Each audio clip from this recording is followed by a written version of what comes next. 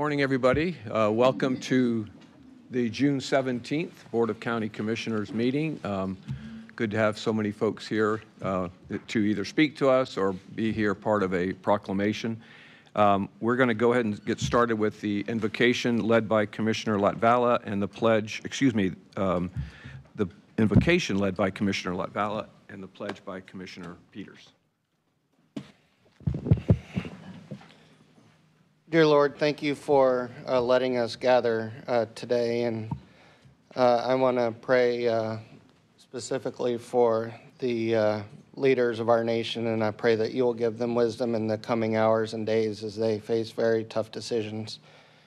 And I want to pray for the citizens of Israel as well as the beautiful country of Iran and their citizens, and I pray that that conflict will come to a swift conclusion.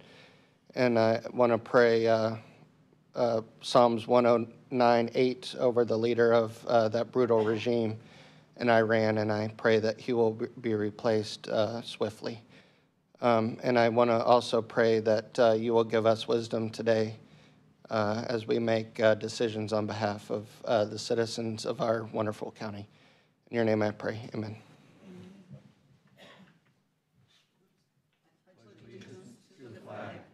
United States of America, and to the republic for which it stands, one nation, under God, indivisible, with liberty and justice for all. All right. Before we get started with the proclamations, I just wanted to make a couple of comments. One being that this is our only meeting in June. We met the last week of May, and we're going to meet, I think it's the third week or second or third week in July. So there's an awful lot that has gone on or is going on, and I just would be remiss if at least I didn't acknowledge a Memorial Day weekend that passed a week or so ago, and the folks that we honored, their families and friends, and the folks obviously that gave the ultimate sacrifice. June 6th. D-Day and the commemoration of the start of taking back our world, our country. So I really appreciate those celebrations. Ran into a couple of folks that were heading over to Normandy to be a part of that recognition. Flag Day came on Saturday, a special day in our country. I attended a funeral and graveside service. I didn't get to go to the funeral, but I got to the graveside service for O'Neill Ducharme, who was a 100-year-old vet who fought in World War II, retired, came back and fought in the Korean War and the Vietnam War.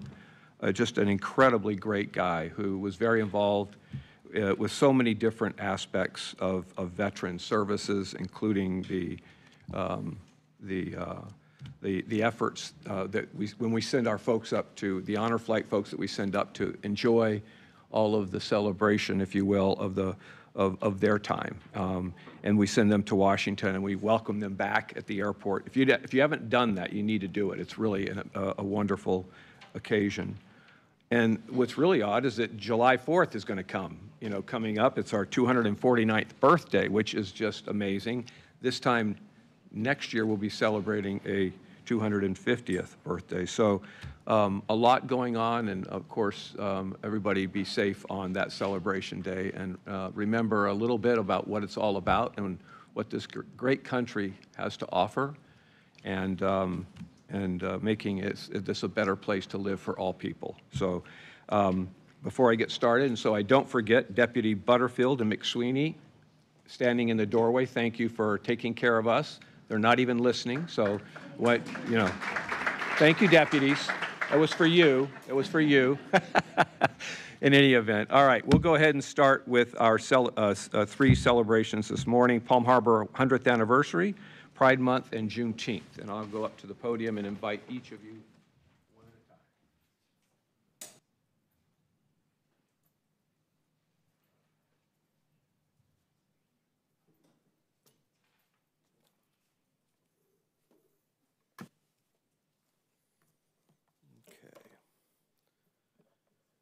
All right. Item number 1 is our Palm Harbor's 100th anniversary proclamation. Little town in the northern district of Pinellas County, and I'd like the privilege of inviting members of the Palm Harbor Main Street, Christina Garcia, who's the president, to come up.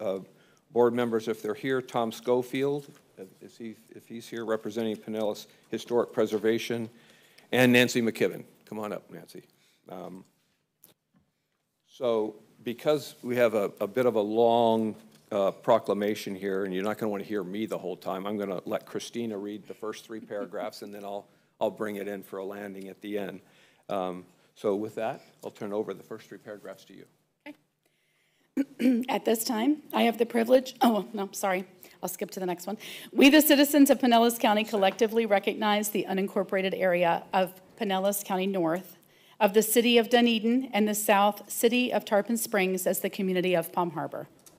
The area was settled in the mid-19th century when pioneering families were granted large land tracts to build their homesteads, surviving on abundance of coastal waters and substances of farming and establishing the early settlements of Yellow Bluffs and Curlew. The arrival of the Orange Belt Railway in 1888 connected the area to the regional network of trade, commerce extending from St. Johns River to Tampa Bay, ushering in an era of the economic prosperity with landowners planting extensive citrus groves and platting the communities of Ozona and Sutherland. Hope I can follow your suit. And is anybody here from the Palm Harbor Historical? Is anybody here? I would like for them to come up as, oh gosh, come on. Hello, Ms. Bordner. Good to see you. All right, I'm going to continue. The integration of the railway into the plant system in 1985. Later, the Atlantic Coastline Railroad linked local people and products to the entire nation, fostering the development of hotels and guest houses for visitors and vacation village of Crystal Beach for seasonal residents.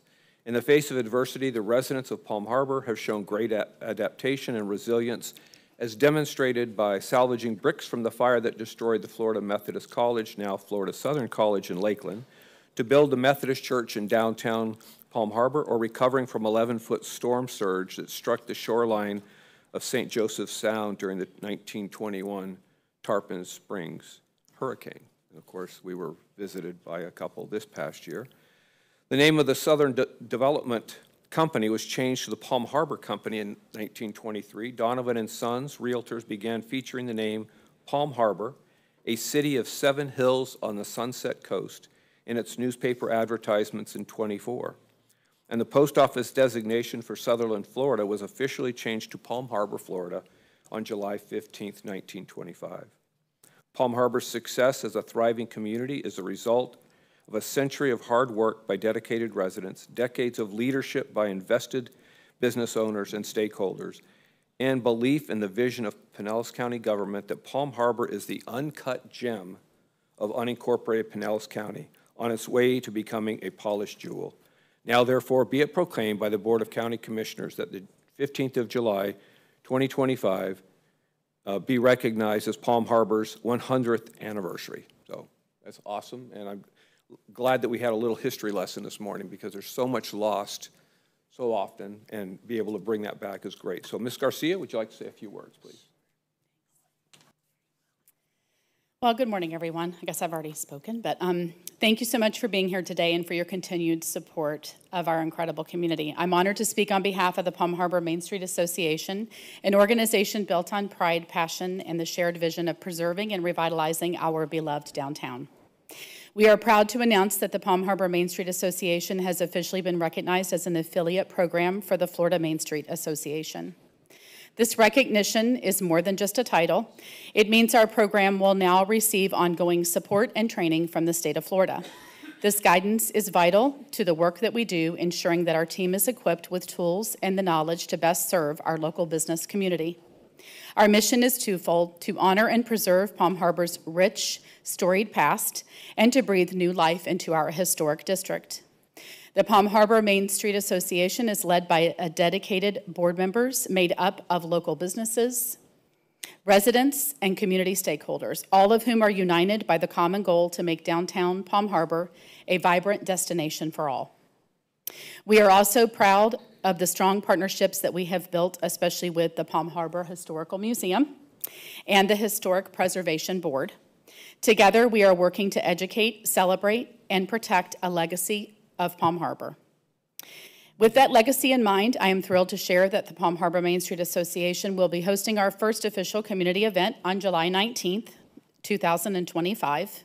We commemorate the 100-year anniversary of Palm Harbor's naming transition from the town of Sutherland to Palm Harbor as we know it today. This is more than just an event. It is a true celebration of community. We will have a pop-up museum in the heart of downtown, a vendor fair with family-friendly activities, and we will end the day with live music, food trucks, and a spectacular fireworks display. We hope that each of you will join us as we honor the past, celebrate the present, and shape the future of Palm Harbor together. Thank you.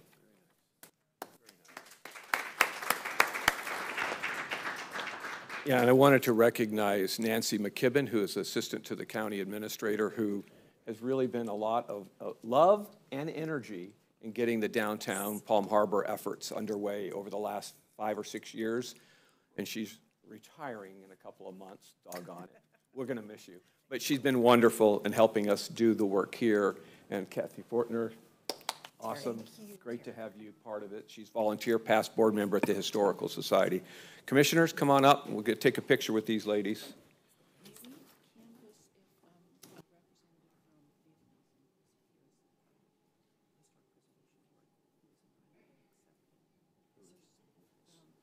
Is somebody here from the Historical Board, Preservation Board? Come on up and join us in the picture here. He's our newest member. Okay. You go here in the middle, up around the front. Let's get the commissioners in here.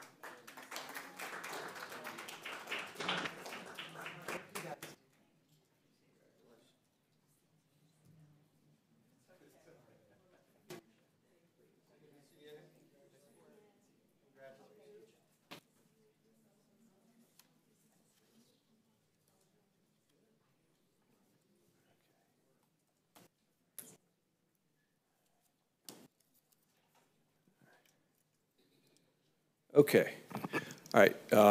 Now for our second proclamation is a Pride Month proclamation here in Pinellas County, and I'd like to invite Jeffrey Lorick, Director of Pinellas County Office of Human Rights, Alex Quinto, and Preston Scott with Equality Florida, Byron Green, is Byron here? And Bior, did Bior come? Well, I'm not going to mess the name up anyway. So. I hate mispronouncing last names, and he's not here, so I don't. Anyway, it's Guigni. His last name was St. Pete Pride. So I'm glad you all are here. Welcome this morning. I'm going to read the proclamation and give you all a few minutes to say a few words. In recognition of the residents, business owners, and employees of county government within Pinellas County, we recognize those who contribute to the enrichment of our community, who are part of the lesbian, gay, bisexual, transgender, and questioning community, the LGBTQ. In the movement for the full civil rights under the law for the LGBTQ community, a monumental turning point occurred on June 28, 1969 in New York City with the occurrence of the Stonewall riots. In the 56 years since, LGBTQ celebrations have taken place across the United States in June to commemorate this historic event. The St. Pete Pride Parade and Festival, along with the Board of County Commissioners, is committed to support lawful activities, equity, and security for all communities within Pinellas County. Now, therefore, be it proclaimed by the Pinellas County Board of County Commissioners that June 2025 be recognized as Pride Month in Pinellas County. Would you like to come forward and say a few words, please? Yeah. Good morning, everybody. My name is Alex Quinto. I am the Regional Manager of Safe Schools for Equality Florida here in Pinellas County. I'm also joined by Preston Scott, our Development Leader with Equality Florida here for Pinellas County as well. And just add a little sidebar, I am also the St. Pete Pride Grand Marshal for the year 2025. So I just want to thank you all so much for this recognition. It shows a lot of support for our community and lets us know that we are seen and we are also valued. So thank you. Thank you so much. Okay, come on up, commissioners, again, please. And I'll give you one as well. And then I have an extra one you can take. Okay, that'd be great. And we'll display those as come up front. Yep.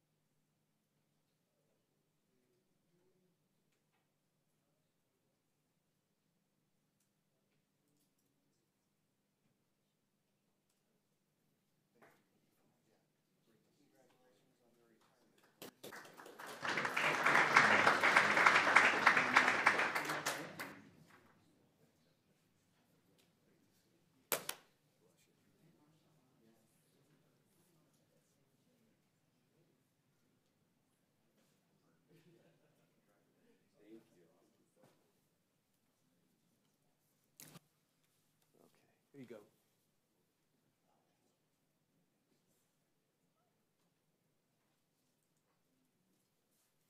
All right. Okay, Juneteenth proclamation. At this time, I'd like to invite Commissioner Flowers and Miss Mary Murphy from the Sickle Cell Disease Association of America, the St. Pete chapter, to join me here at the podium. Come on up. Oh, there you go. I was looking for you. Yeah, come on, ladies. Everybody.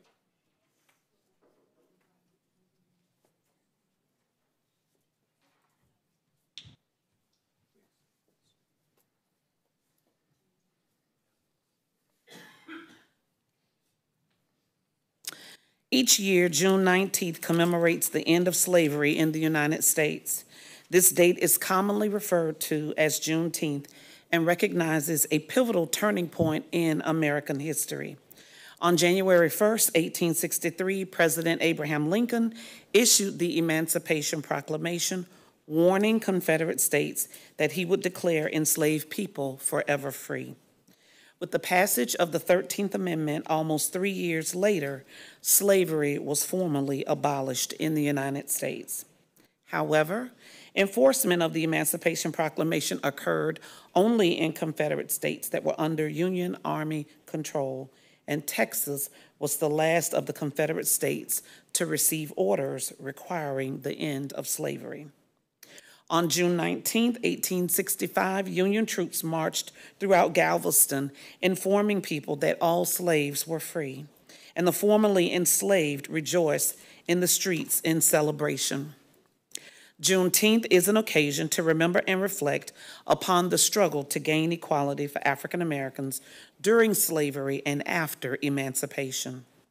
Juneteenth is a day to honor and reflect on the significant ways that African Americans have enriched society through their steadfast commitment and loyalty to the American ideal of freedom and justice for all.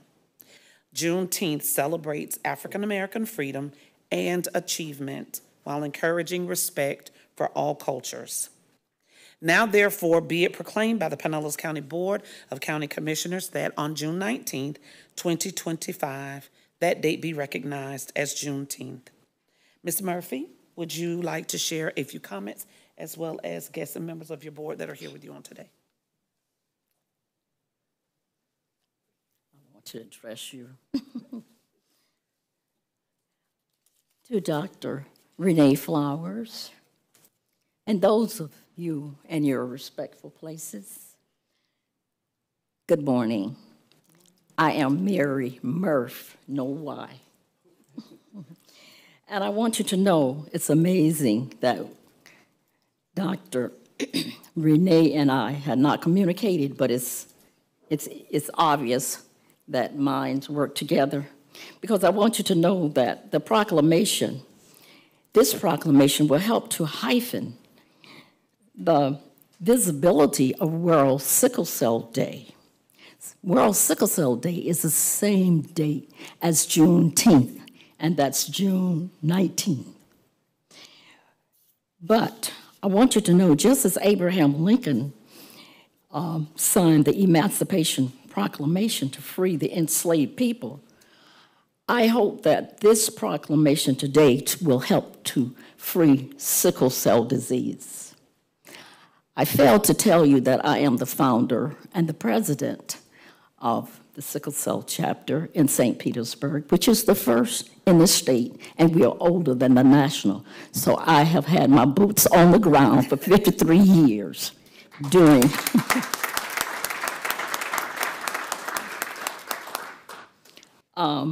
for those of you who do not know, persons with sickle cell suffer with unusual vices.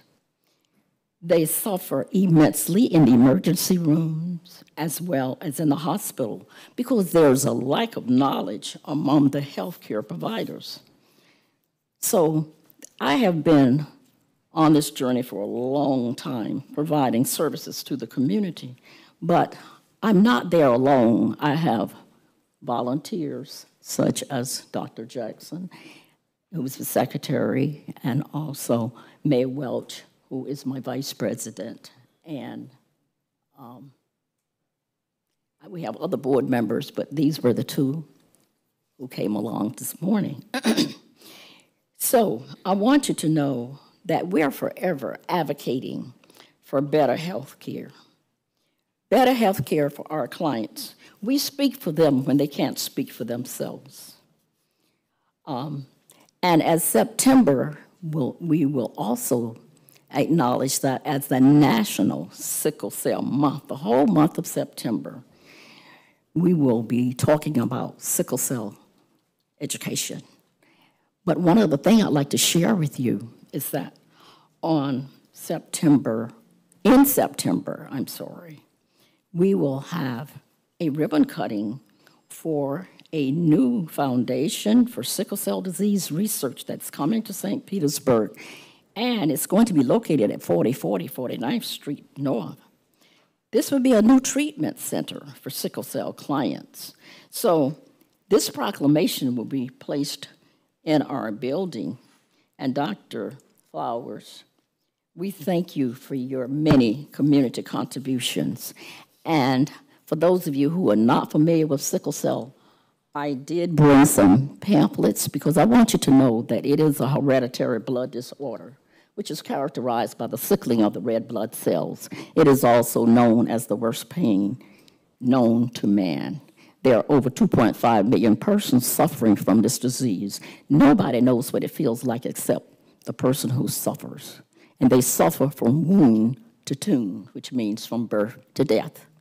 We've only had a few people who have been cured with the different therapies, but think about all the little babies who can't talk. Think about the persons who go a lifelong illness. It's devastating. So days such as these help to propel knowledge, and I want to thank you, Dr. Flowers.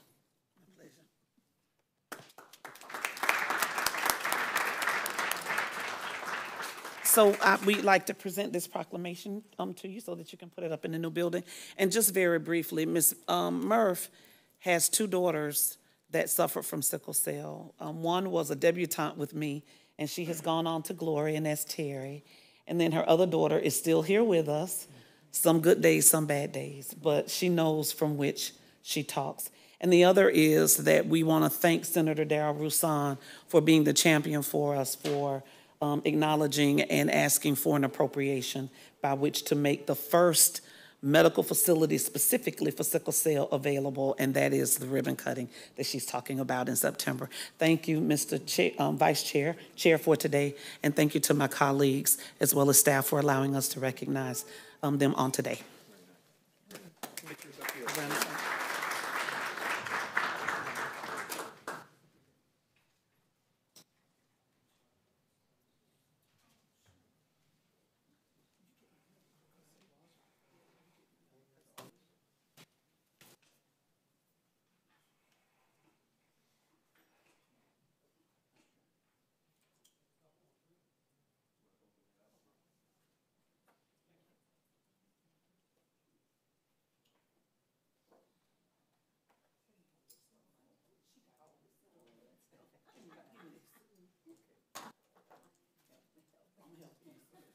She's also my sorority sister, as well as Dr. Jackson.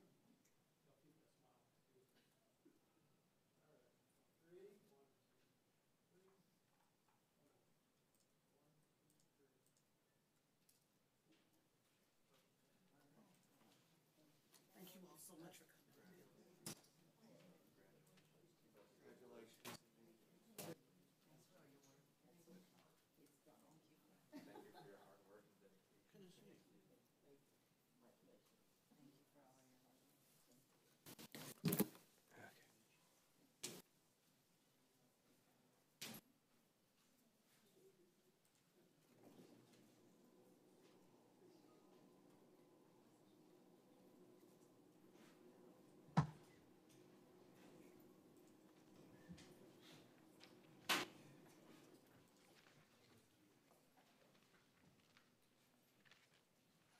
Okay. All right, we're going to move on to the citizens to be heard part of our meeting, and I have, looks like about a half a dozen folks who want to speak, and you'll have 3 minutes, and please come as I call you. The first person is Cody Miller. Is Cody here?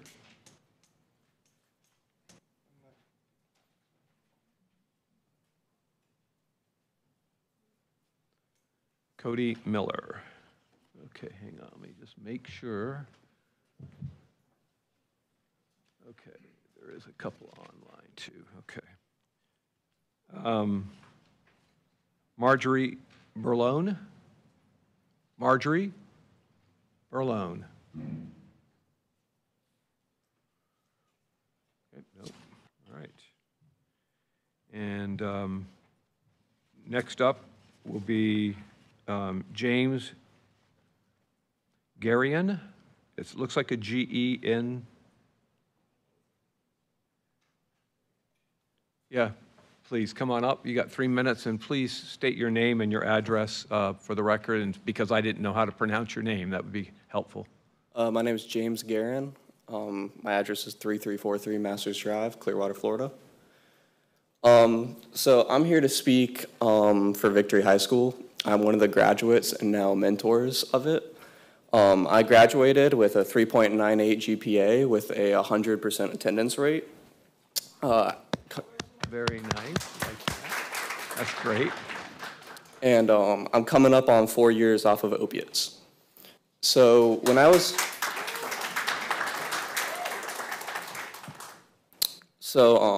when I was in public school, I struggled with addiction. I struggled with attendance, grades, all the above. And coming to Victory High School is really the only reason I ended up surviving or graduating. I had no intention of finishing high school. I had no goals, aspirations, and I genuinely was expecting to die by about 16. Fast forward a couple years, and I ended up graduating at 16 with, like I said, a 3.98, which I never expected. A lot of people don't understand that a lot of the school system right now is very cookie cutter. If you don't fit in the box, you don't do good, and you get kind of banished to the sidelines. And a lot of kids struggle with addictions, and family issues and a lot of hard life problems that a lot of people don't understand that kids can deal with as young as 12 years old. And I was one of them. And Victory High School is there to help the kids that kind of fall through the cracks. We're there to back people up and help them get to where they want to be in life. Today, like I said, I'm about to celebrate 4 years off of opiates in about a month. I'm a student at SPC. I am planning to transfer to UT very soon. My relationships with my family have improved immensely. And life is so much better than it ever was. And it's only because of Victory High School and Tina. I think this is something that every kid that struggles is going to need at some point. We don't have a lot of recovery schools. A lot of kids that struggle just fall through the cracks and end up getting labeled a failure or a bad kid or a troublemaker. And we need someone to fill that gap in resources. A lot of people, I was Baker Acted 5 times for suicide attempts and all the above. And what happened was I'd go in for a 72-hour hold, come back out in the exact same environment, and do it again. There was no change, there was no adjustment in my behavior, there was no adjustment in my life. And in my opinion, that's a massive gap in resources. You can't take someone, put them in a mental health facility to improve their mental health and then send them back into the exact same environment where they struggled. And that's where Victory High School came in for me. They were a much more relaxed environment. Instead of having to, go from block to block to block for each class, we are able to kind of have a much more loose schedule. If you want to show up and you didn't sleep the night before because something was going on with your family, you can come in and take a nap on a beanbag for an hour and then do your school after. You can, I'm done. Thank you. James, thank you. James, thank you for taking the time to be here this morning and to share your story. It's heartwarming, and hopefully somebody will hear that. And we're working on those gaps as best we can. We've got some new programs that we are going to be, we've rolled out, but we're really trying to reach our young folks as well as our old folks and everybody in between. So thank you for being here and sharing that. That was wonderful to hear the story. Okay, Leonard Schmiggy?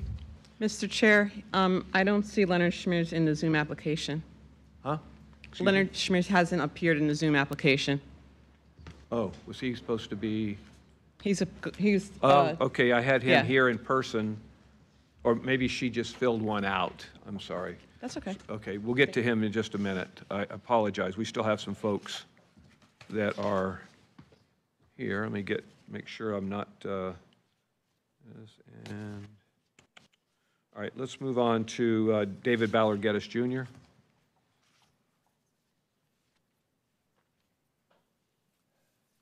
Hi, good morning. David Ballard Geddes Jr. I live on Georgia Avenue in Palm Harbor. Thomas Jefferson's Louisiana land purchase was negotiated by 3 people, Thomas Jefferson, Robert Langdon, and James Monroe. Jefferson is accredited with writing both the Religious Freedom Act, where he juxtapositions Almighty God in an attempt at confusing us with his deceptive dialogue, confusing us with his Declaration of Independence, which in perpetuity counterfeits itself as preamble to Hamilton's Second Constitution. Evil in nature, Thomas Jefferson, accredited with writing both the Religious Freedom Act and the Declaration of Independence, is a very deceptive man and a fraud. Now, Robert Livingston, he comes from a family that profited from the slave trade. He was given the nickname of the Chancellor for his legal tenure in New York. He was one of the Committee of 5 in framing the Declaration of Independence, yet Livingston, he never did sign the Declaration of Independence. Livingston administered the oath of office to George Washington. Livingston was the Grand Master of the Freemasons belonging to the Society of the Cincinnati 13. Livingston was a real shady character. Then there was James Monroe. He was our 5th president, and oddly, Most of all, he opposed ratifying the U.S. Constitution. Now, why would he do that? As negotiated by these three conflicted men, the Louisiana land purchase, in reality, is the western half of the Mississippi watershed region, irrespective of the nation's borders between the watershed that goes all the way up into Canada. The Louisiana watershed purchase does not recognize the arbitrary boundaries between the countries, between Canada and the United States, nor does it recognize the boundaries between the counties, the cities, or the municipal governments. We're not living in Kansas anymore, and we never knew that we never were. It was always fake. The western half of the Mississippi watershed region was sold to us by an entity that didn't even have legal ownership of the land or the water. Thereby, the sale of such stolen territory is null and void. Jefferson's assumption in doubling down and furthering his piracy and governance over this land is invalid in its possession, and the territory that belongs to the indigenous Indians of this land must be returned. Thank you. Thank you, David. Greg Pound.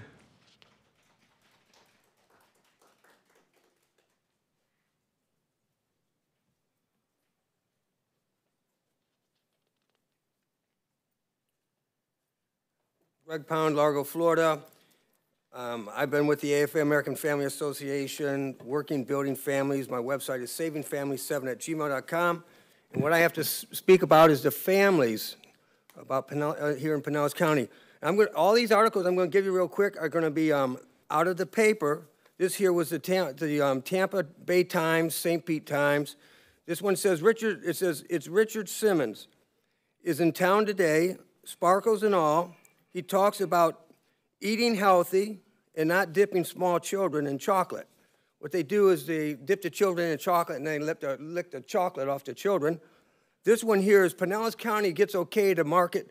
Pinellas County gets okay to market to gay tourists. These all, if you want to see all these news articles, this one here is Tampa Bay Tribune. This is DCF worker faces porn charges. This is Al Zimmerman, Charlie Chris's good friend, he got a job for DCF. He's got like 9 counts of child molestation.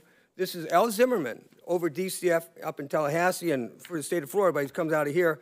Child porn widens. This is Pinellas County. Judge Downey, 49th Street, hooked to a penis pump. This here brings shame on the court. And listen to what it says here. Judge accused, then given more authority. I mean, how can you be accused of such an act and then be given more authority unless there's something going on here?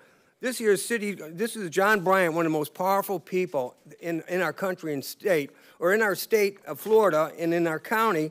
And this guy was molesting little children. And they said he killed himself, but I believe that the situation he would have led to all the other people in the system that are using children. But somehow they said he committed suicide. This one here is the FBI gets a handful of law enforcement officers out of the Largo Police Department for child porn and all this kind of stuff. So I just want to say this. What you do and who you are is 2 different things. I don't care whether you're a lawyer, doctor, priest, whatever. Who you are is different from what you do. And that's why you can't trust people. The Bible tells you you can't even trust yourself, let alone other people. It says, lawmaker, this one here is, this is Mark Foley, one of the people that go to represent us in the Senate. He's another child molester. Here's this one here's a prosecutor here in the state of Florida. This here is this is the Southwest Planned Parenthood class they put us in where we're supposed to teach our children about how to touch themselves at 5 years old and for pleasure, how a baby gets in the mother and how the baby comes out of the mother. And it's just all this perverted stuff at 5 years old in Pinellas County. Now this one here is the laws they passed up in Tallahassee. It says that now all these people working with the children get limited liability and sovereign immunity. They can molest the children and get away with it. That's enough. Thank you. Tina Miller.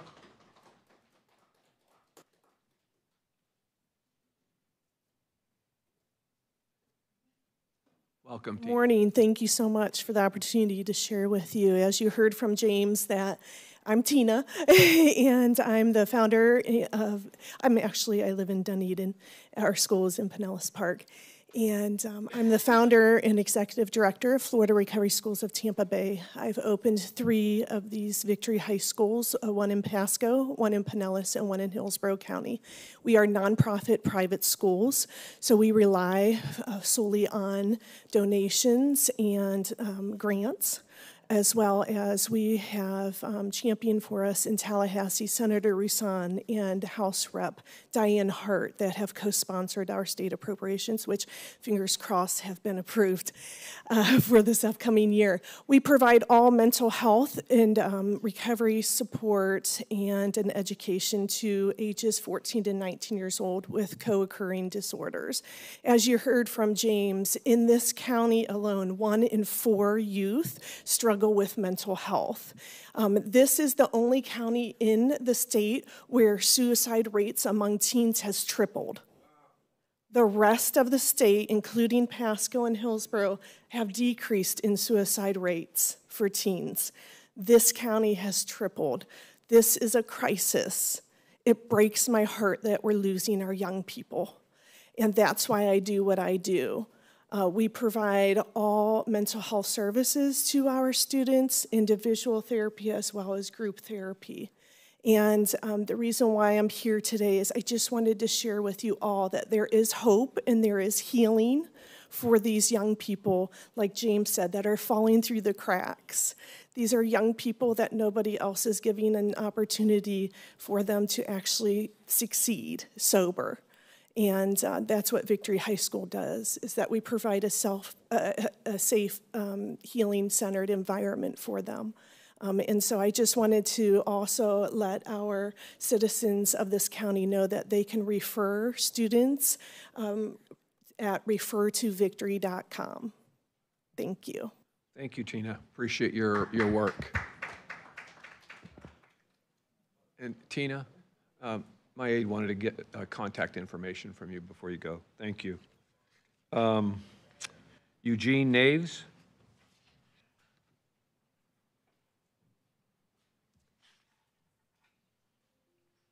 And Lynn, did you want to join him up there?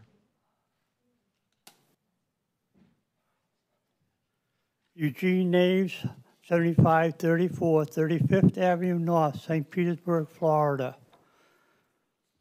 I was just talking to Jill, and she has told me about what you are doing in order to fix the problem.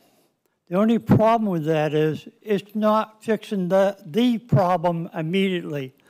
The problem is the gross negligence of the county to make sure that the waterway for storm water is flowing properly. And it is not. There is so much growth in there, you're losing most of what it is meant to do. Now, I don't believe there's anybody who's lived here for any amount of time don't believe that we're getting more rain than ever. But I also can tell you, many years ago when I was here speaking about the same problem, it was fixed. And they had no problem at all because there's a certain width that it should be at the bottom of this system and a certain rate of flow that it should have by the slope. And it has none of that. The water just basically fills up until it starts flooding the streets and coming in the homes. The reason why I find it so urgent to have that done now, just dig it out. That's what Ken Welch did when he was here. He dug it out. Then he took and he put in surveyors to survey the slope to make sure it was done properly.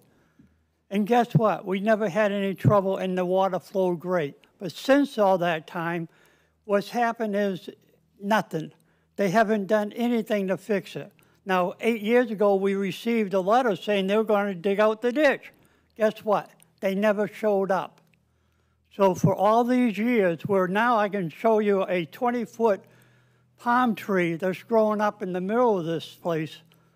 So it's been a long time since you've done anything. And I think if you can't figure out now that it needs to be dug out immediately in order to stop my home and my neighbor's home from flooding, you never will. Thank you. Thank you, Eugene. Thank you, Lynn. And I think I saw you speaking with our Director of Public Works before the meeting, so thank you. Christine Scott?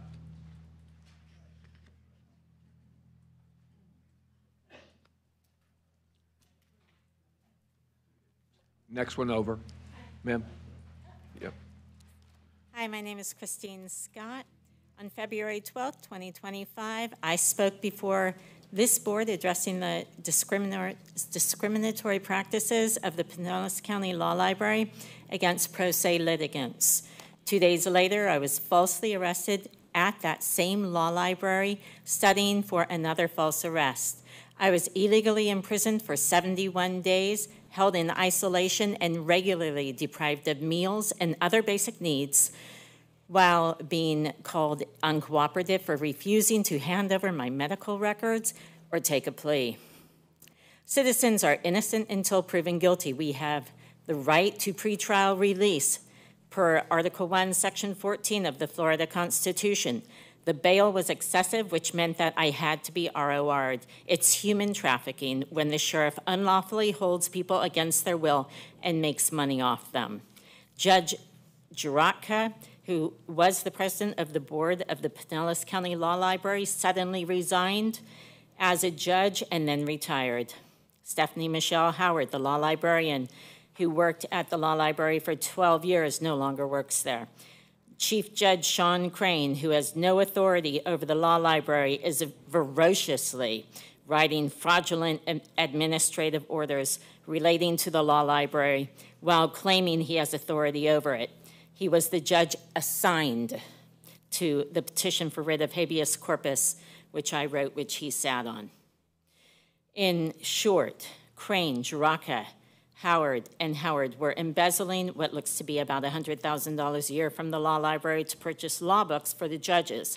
The law library does not fall under the jurisdiction of the courts. It's part of the executive branch. The court deputies who barged into the law library to arrest me are trial court security per Florida statute 30.15, which means they had no legal authority to arrest me.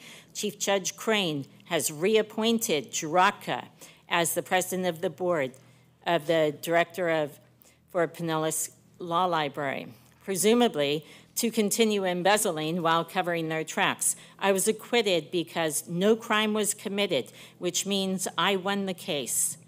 25-01955MM. The clerk has since removed the case from the docket, presumably to hide and conceal the wrongdoings. The docket says I had a public defender. I did not. I was pro se. I have asked you, Commissioner Edgar, who you were while at the law library meetings, and you refused to tell me. I now know who you are. Thank you for your time. Okay, I'm showing three folks. Leonard Schmeggy online. Is he there? He has not joined. Okay. Jeremy Couch. Yes, sir, but he's to speak on item number 7 along with Brian Evgen. Oh, okay. Okay, so I'm sorry, they're for number 7. All righty. And that's all the folks that we have today to speak, and we'll move on to our public hearings. Item 5. Go ahead. Thank you, Mr. Chair. Agenda item number 5 is case number FLU 2502. This is a request by St. Philopater Mercurius Orthodox Church for a future land use map amendment from residential suburban to institutional on approximately 4.0 acres located at 2261 Tampa Road in Palm Harbor, unincorporated Pinellas County. The public hearing was properly advertised and an affidavit of publication has been received for filing. No correspondence has been received by the clerk, and the matter is properly before the board to be heard. Thank you. Are there a wish of the board? Do you want to see a presentation or any questions from board members? No. Commissioner Scheer is moving approval. Second by Commissioner Flowers. Any other comments? Okay, all in favor, say aye. Any opposed? Motion carries unanimously. Okay. Clay, you said if necessary, and I felt it probably was okay. Did you want to speak? You're good? You're good. I'm sorry about that. Okay. All right. Item 6. Agenda item number 6 is a proposed resolution approving the 2025 to 2029 5-year consolidated plan, including the 2025 to 2026 annual action plan, and authorizing actions related to the administration of the Community Development Block Grant, Home Investment Partnerships, and Emergency Solutions Grant programs, and authorize submittal to the U.S. Department of Housing and Urban Development. The public hearing was properly advertised. An affidavit of publication has been received for filing. No correspondence has been received by the clerk. The matter is properly before the board to be heard. Okay. Does anybody have any comments or questions from the board? I'm just reading the recommendation is to conduct a public hearing and adopt a resolution approving the 5-year consolidated plan, including the action plan for 2025-26 and authorizing actions related to the administration of the CDBG Home Investment Partnerships and Emergency Solution Programs, and authorize submittal to the U.S. Department of HUD. So that's what we're here for. Do I have any move approval from Commissioner Peters? Second from Commissioner Scheer.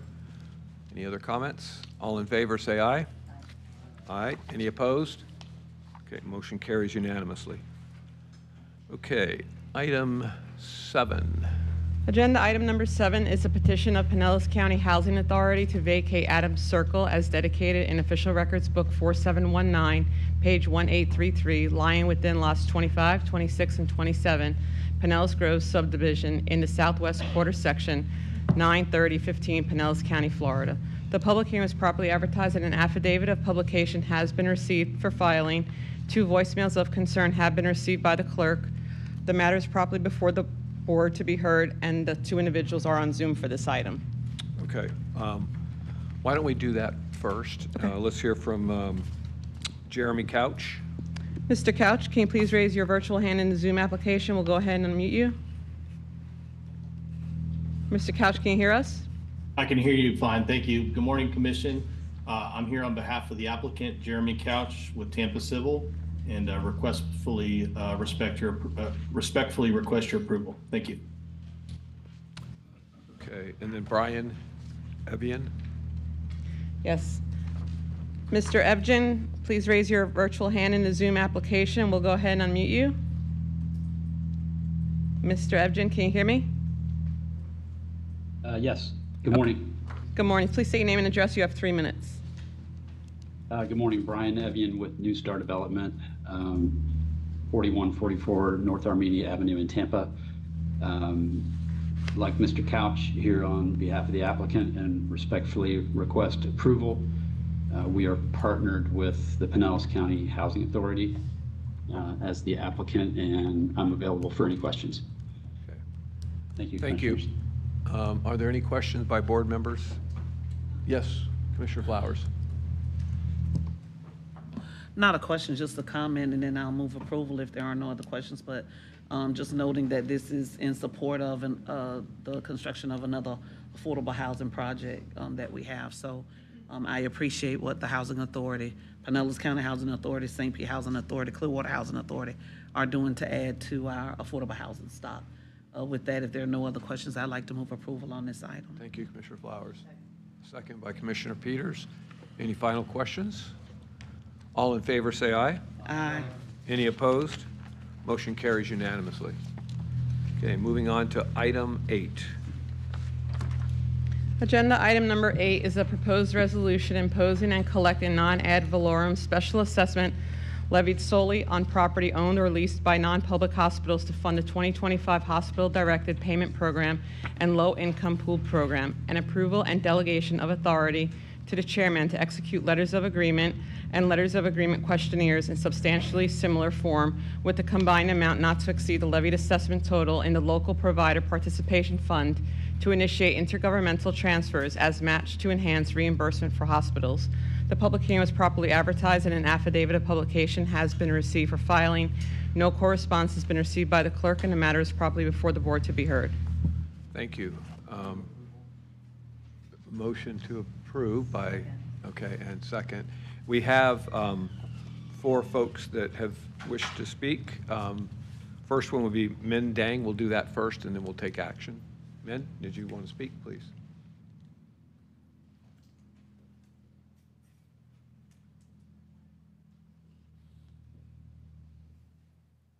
Hello, good morning. You did perfect on my name, by the way. Oh, good. Yes, as you heard earlier, my name is Min Dang Do. I am the Chief Financial Officer at Advent Health Ocala. I just want to take a minute, 1395 South Pinellas Avenue, Tarpon Springs, Florida. This program generates critically needed funds to support hospitals in Pinellas County and provides Advent Health with the ability to meet the growing needs of our underserved community and to provide high-quality care for our patients. So on behalf of Advent Health, I want to thank you. Thank you so much for the support of the county commissioners and the staff, as has played a pivotal role in our success. And we value the opportunity to continue to work together and on this important initiative. Thank you. Thank you very much for being here. And again, welcome to Pinellas County. Laura McDonald, it says we'll speak for information only. That's right. Okay. If you have any questions. Okay, thank you. Kelly Enriquez?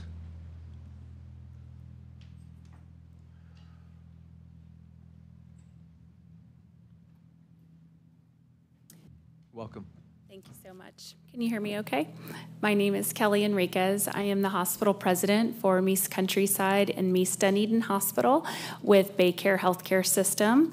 And I'm here on behalf of our Pinellas County hospitals to say thank you for providing the funding for our directed payment programs to be able to support our patients that receive Medicaid funding right now. This funding allows us to continue to provide access for these vulnerable patients. These vital dollars from the directed payment program really help us to bridge the Medicaid shortfall and empower us to continue to providing this access to care, which is so vital in our community. Services like behavioral health and pediatrics is what this funding will help to provide. Right now, Baycare is the largest provider of pediatric services in this region. So thank you so much for moving this forward and for all of the support that you are providing at this time. We greatly value it and appreciate it, and so do our patients. Thank you, Kelly. And David Villardello?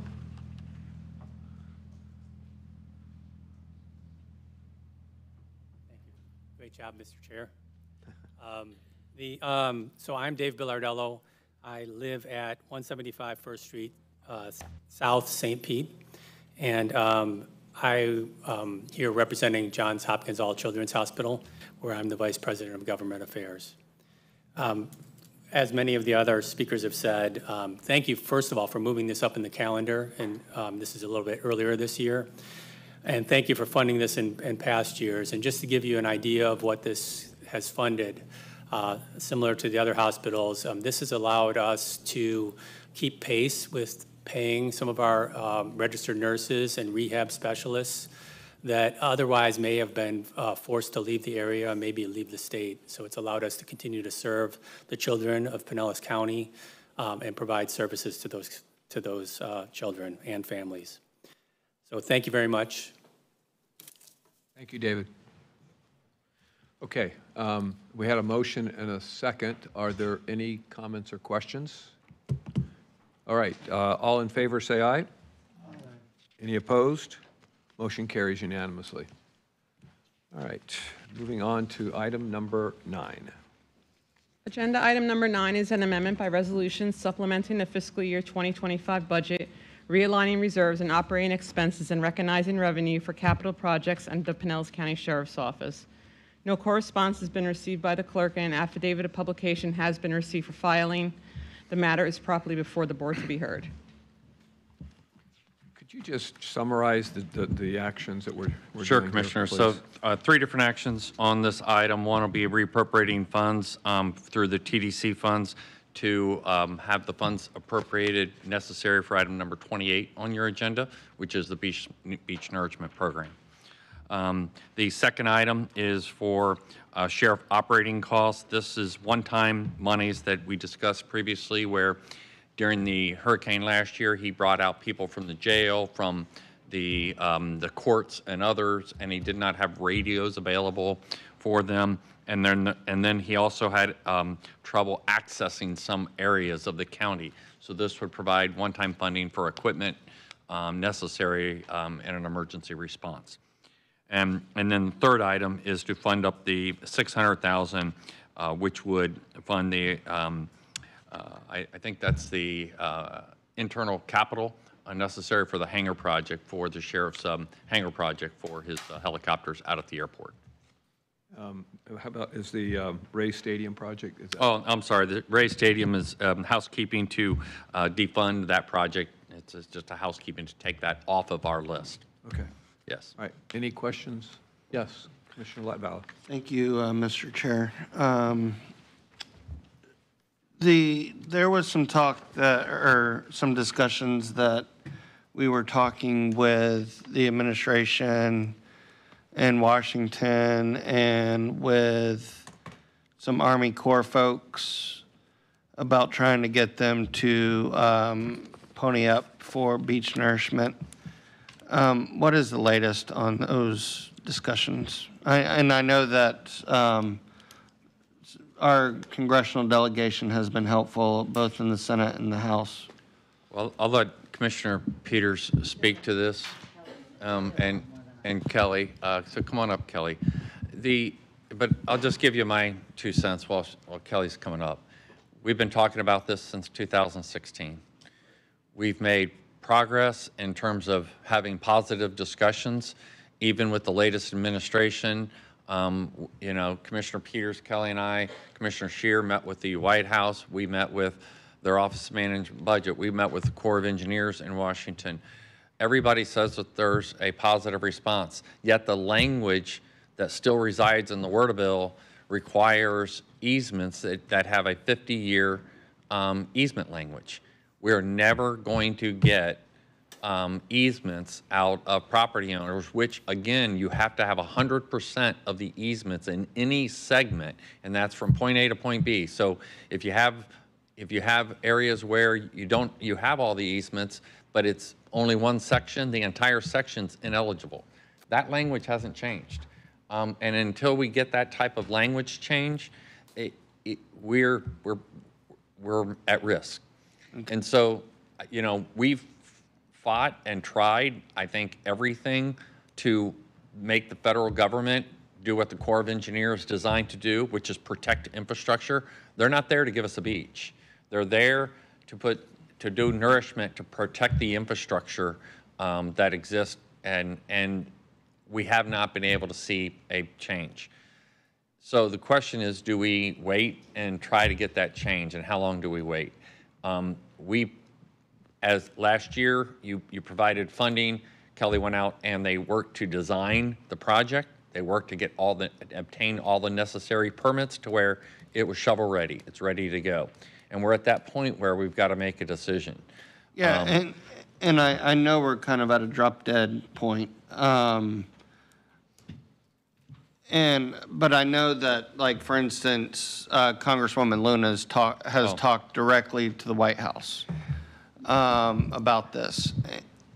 And so what happens if in a month from now, the Corps decides to change their policy after we've already approved this? That is the literally millions of dollars question that we've tried to struggle with.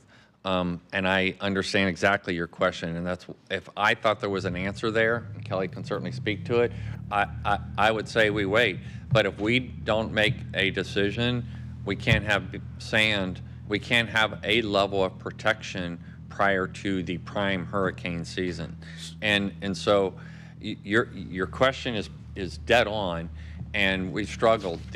the Congresswoman, Senator Scott, I mean, they both have been extremely involved in this, fighting like everything to try to change this, but they haven't been able to change this language. They haven't been able to get an executive order. They haven't been able to do what's necessary to where we can go forward without having to get 100% easements and have the language revert back to the way they were doing it prior to 2017.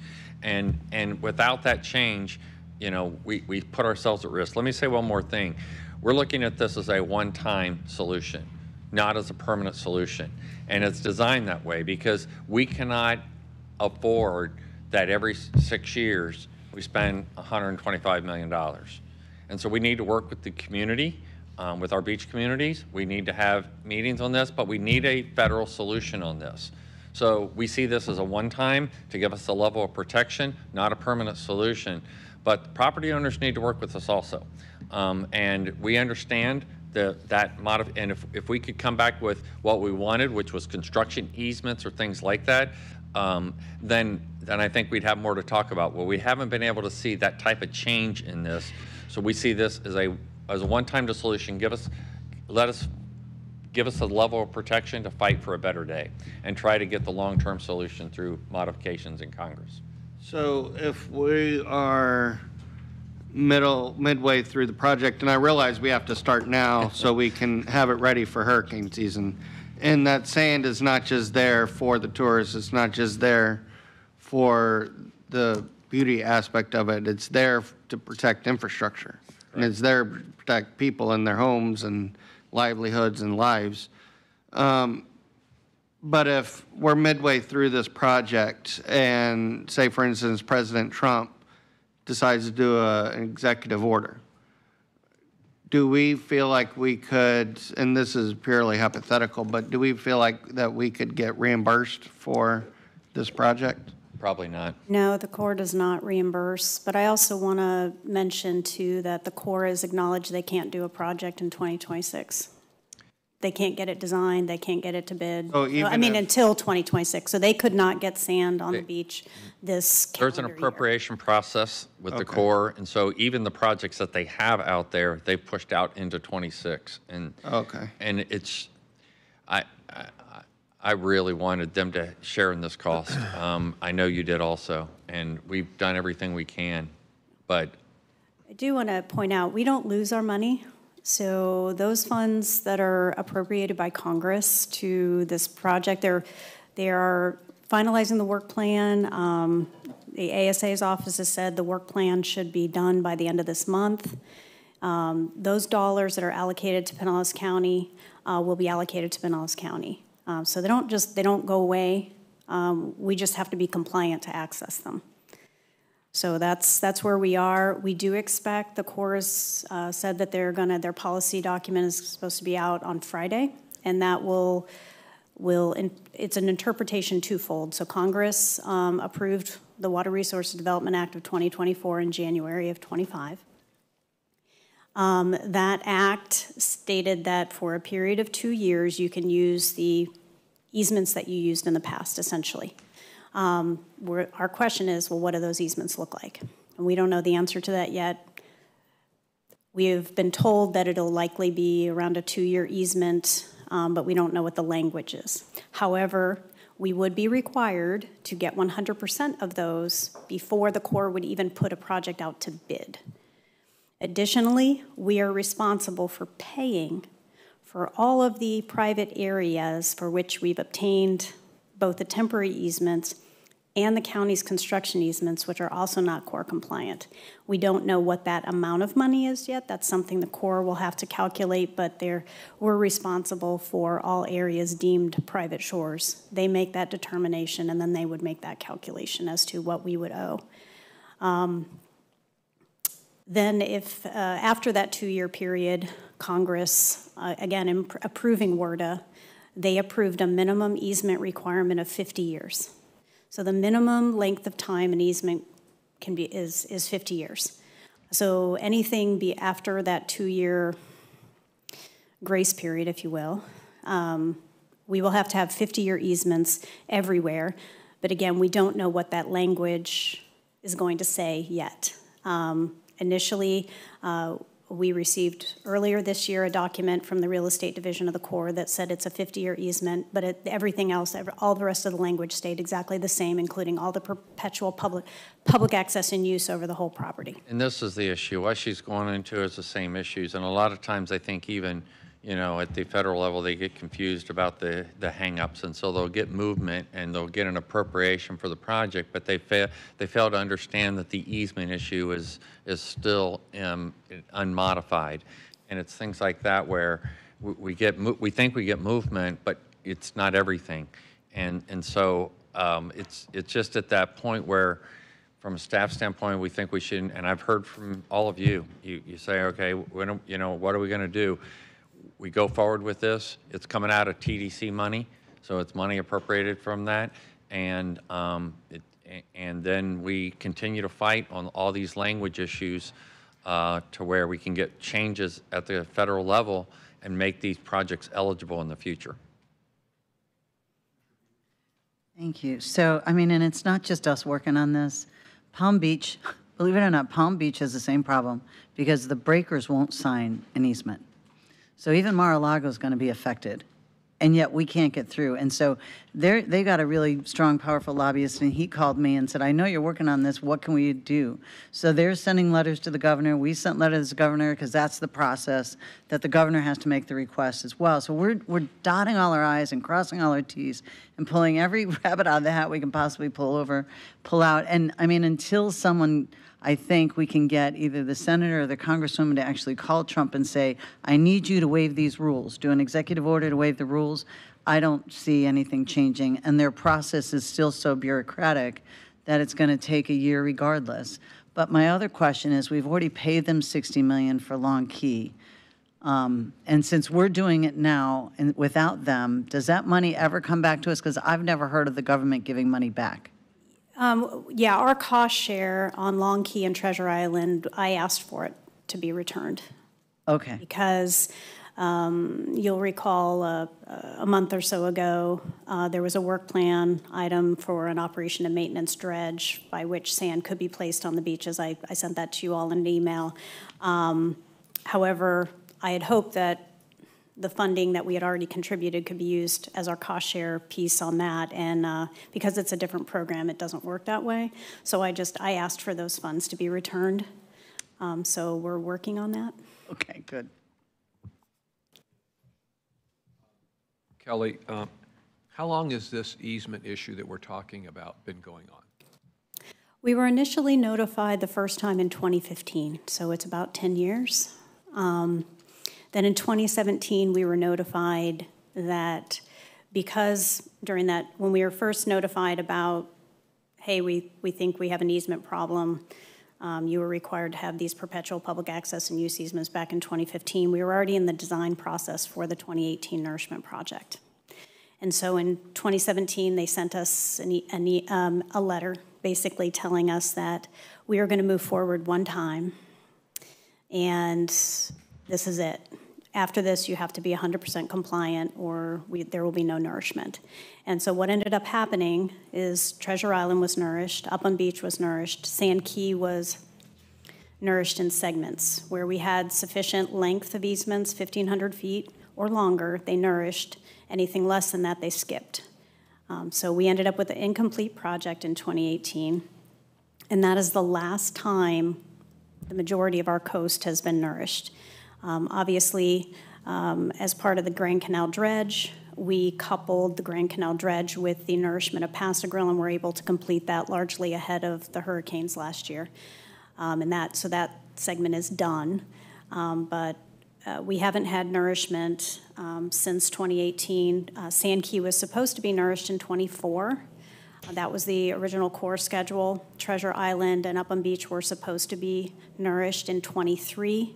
And we were moving forward in 23 until they then went back and revisited Treasure Island and advised us that segment was now non-compliant as well because of some of the easements, but also the erosion control line, which is still an outstanding issue because a property owner down there has challenged it. And so that's another issue that we will need to work through, in addition to the 100% easements, we have to ensure that that erosion control line is adopted and recorded. Okay, so just two last questions, but they're kind of coupled. What was the level of protection that we had in place right now, before the storms this past October? What level of protection did we have up and down? Well, we were pretty, I mean, we had some, erosion occurred before, let's just say, pre-Adalia.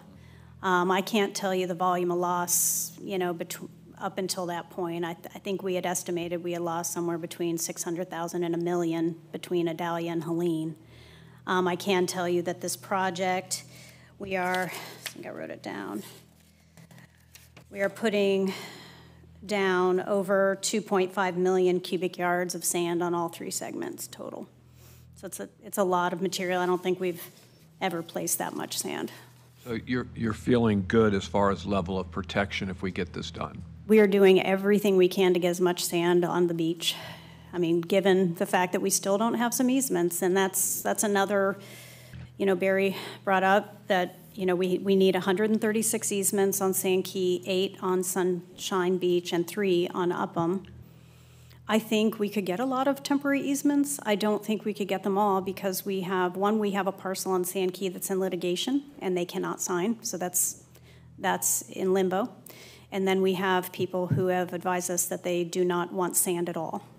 So the Sand Dollar, for example, has said they will not sign an easement because they don't want nourishment. Well, we certainly have an opportunity later in the meeting to have more of this discussion. This today, what we're doing right now is just appropriating the money so that it's available. This is the appropriation transfers, and then item 28 is the actual approval of the agreement. Okay. So we'll see you in a little bit. Thank you. Wait. Sorry. Commissioner Peters, sorry. One other thing is, we had been given the right to have Grand Canal on a recurring cycle, and that was taken away from us. Yes.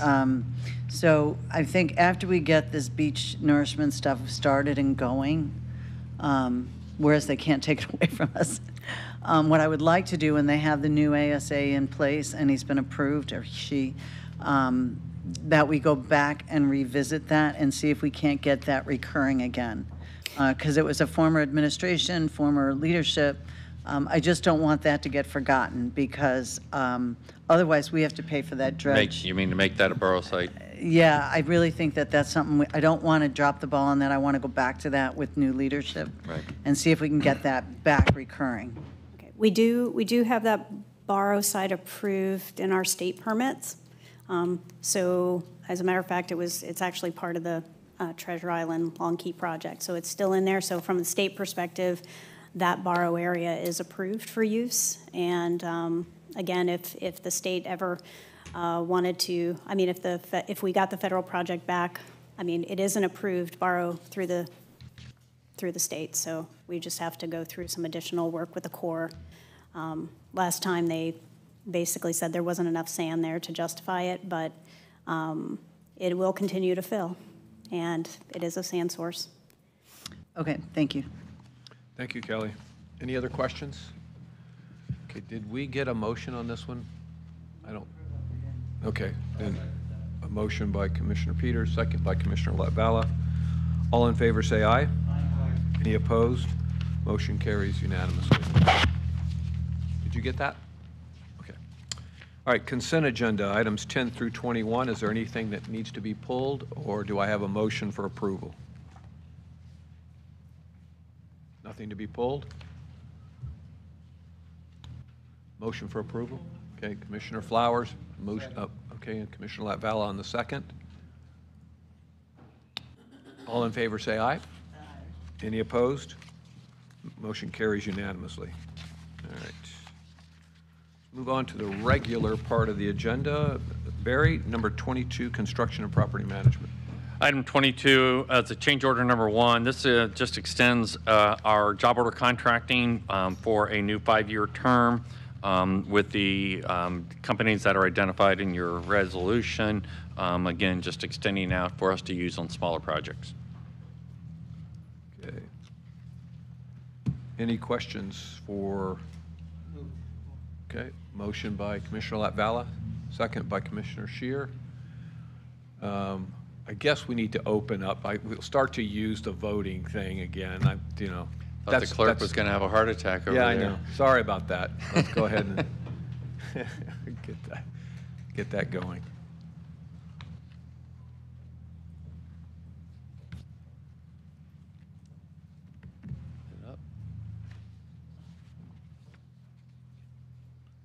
And motion carries unanimously, and we are back in order on this, so I apologize for that. Let's move on to item 23. It's MSTU for Friends of Palm Harbor Troop 26, Boy Scout hut, exterior doors and windows. Any questions? We have a motion. Motion by Commissioner Scheer, second by Commissioner Flowers. Could you open up the voting, please?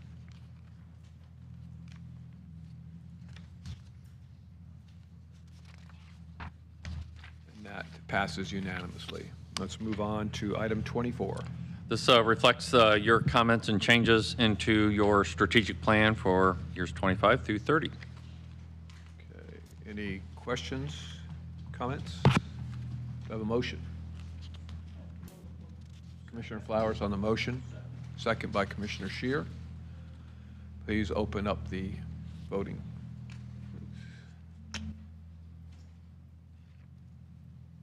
And that motion carries unanimously. All right, Public Works, number 20. Did I, oh, I jumped, sorry about that. Housing and Community Development, item 25. This funding recommendations for the Emergency Solutions Grant Program for the Rapid Unsheltered Housing Survivor Funding. And the applications and the recommendations are in your packet. Okay, thank you. Any questions? Do I have a motion? Commissioner Peters on the motion, Commissioner Flowers on the second. Please bring up the voting for us, please.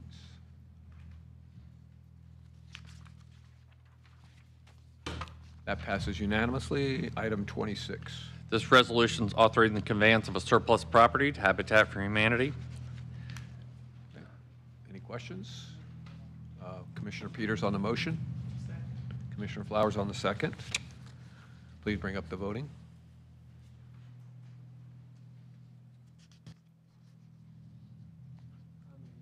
You're a yes, okay. That passes unanimously. All right. Item 27. This is award of bid to Conan Graham for the 13th Street Sandpoint Drive Bridge Replacement Project, a little over $10 million. Motion by Commissioner Peters, second by Commissioner Flowers. Any questions? I'm just had a couple real quickly. I'm assuming that the costs include all of the bridge costs and the utility costs and the total that we got? Yeah, you want to speak to it? I'm assuming Kelly's shaking her head yes. Yeah, okay. And this is this the only entryway into this? It looked like it was the only entryway into this community, so it's going to be staged like we did elsewhere. And we've had some issues with bridge contractors in the past. I'm assuming this one is not one that we had problems with or reinvented as from another world. Okay, thank you. All right. So we have a motion and a second. Bring up the voting, please.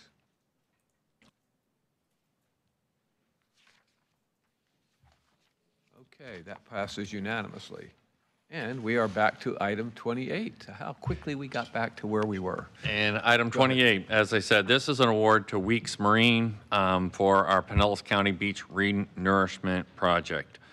This will do all of our areas that are scheduled for renourishment, a total of just over $125 million. And we're appropriating 130, so we have, in case of any changes. But again, staff says this is a major firm that does this all over the United States and world, very qualified, and are gearing up to move quickly to be able to deliver this project as much as possible prior to what we consider prime hurricane season.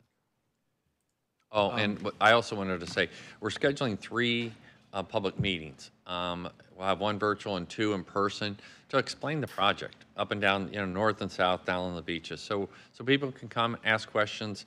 well, obviously, the commissioners and everybody will be invited, and what we really want to do is just get, so people understand what we're doing. It's been a long time. But we also need to explain what this is and what it isn't. There's areas that aren't giving us easements. Guess what, guys? We're bypassing them, okay? We're tapering off and doing the best we can, okay? So you can't give a level of protection unless we have the ability to put sand. And so we want to explain the project. We want to explain this is one time. We want to explain what we haven't been able to accomplish and what we need. Yeah. And so that is part of this program. So we're going to roll this out and do that. A nice conversation with Kelly yesterday, and it's also a situation where, unlike with the core projects, we'll be able to kind of maneuver ourselves around some of the areas where the easements aren't there in some cases. In some cases, she was saying, and maybe Kelly wants to make her way up here, so in case I say something wrong, that there'll be areas where they did give us easements, but because they're so close to areas that didn't give us easement, they will be bypassed as well. There's going to be areas that are tapered, and so there'll be differing levels of nourishment. Right. So Kelly, maybe you could just briefly go through that. I mean, I know you're going to do that when you go out for your public meetings, but. Yes, correct. So, you know, as I mentioned, we're on Sand Key specifically, we're 136 easements short. On Sunshine Beach, we're 8 easements short. And on Upham, we're 3 easements short. Now, the difference between Sunshine, Upham, and Sand Key is on Sunshine Beach, the easements that we don't have are at the very north end.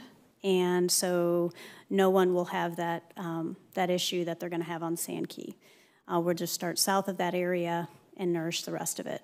On Upham Beach, the same thing. We have 3 missing easements. They're all at the tail end of the project, and so we'll just taper it off before we get there, and that area won't get nourished. The difference between Sand Key is it's more like a sawtooth. You know, we have areas where we've got where we have complete easements. I want to say we do have complete easements in the Clearwater segment, in the Bel Air Beach segment, and in North Reddington Beach, and they will be fully nourished. The entire core template, if there's a seawall, we were going to be building right up to it to an elevation of 5.3 feet. So they're going to have a high, wide beach in those areas. In Indian Rocks, Indian Shores, and Reddington Shores is where we've had the greatest challenges, where we will have some long stretches where we actually can nourish all the way up to the seawall if they have one, or right up to that property line and fill it completely. But there are areas where it's like yes, yes, no, yes, yes, no, a bunch of no's and then a yes. And we can't build a beach in such a way that we're placing sand on one parcel that's a yes and then just skipping a no. We just can't construct that way. So what we're going to do in those areas where we cannot fully fill is we're going to come out to the erosion control line, and we're going to fill the public beach from the erosion control line west to the Gulf, and that area behind the erosion control line may be a little lower for some folks, so they'll have a lower area adjacent to their seawall where they could have been fully filled. And I do want to say that, you know, if folks start to see the work and they're like, you know what, I think I want that nourishment, we're going to accept easements right up to the last minute that we can. But once the contractor's gone by, we can't do it. We're not going back. So that's kind of what we're having to do on each beach segment. They're a little different. One, you know, a couple that we can do pretty well, and Sand Key is going to be the more challenging one, where we're going to have a lot of field adjustments. And there is, I think you were telling me there's some areas where you said it's yes, no, that you're just going to have to kind of taper around all of it. Yeah. So even though someone was a yes and they gave us an easement, we're going to have to nourish at the erosion control line and then west of there, unfortunately. I really hope that through these public meetings and the word of mouth, this is not the core project. This is our project. And so it's not the same easement requirement. And hopefully some people will come on board, you know. There's an opportunity here to build this right and give them the level of protection I think most people want. Can we reach out to the media and get some stories on it? Not that everybody has cable, a lot of people don't anymore, but if we could get some stories in the media to directly make a plea and educate him that this is a different easement, and then maybe that could help as well on the front end? I know the community meetings are going to be No, great. no, you're right, Commissioner. We should do everything we can, and we'll follow up after this meeting and do exactly that.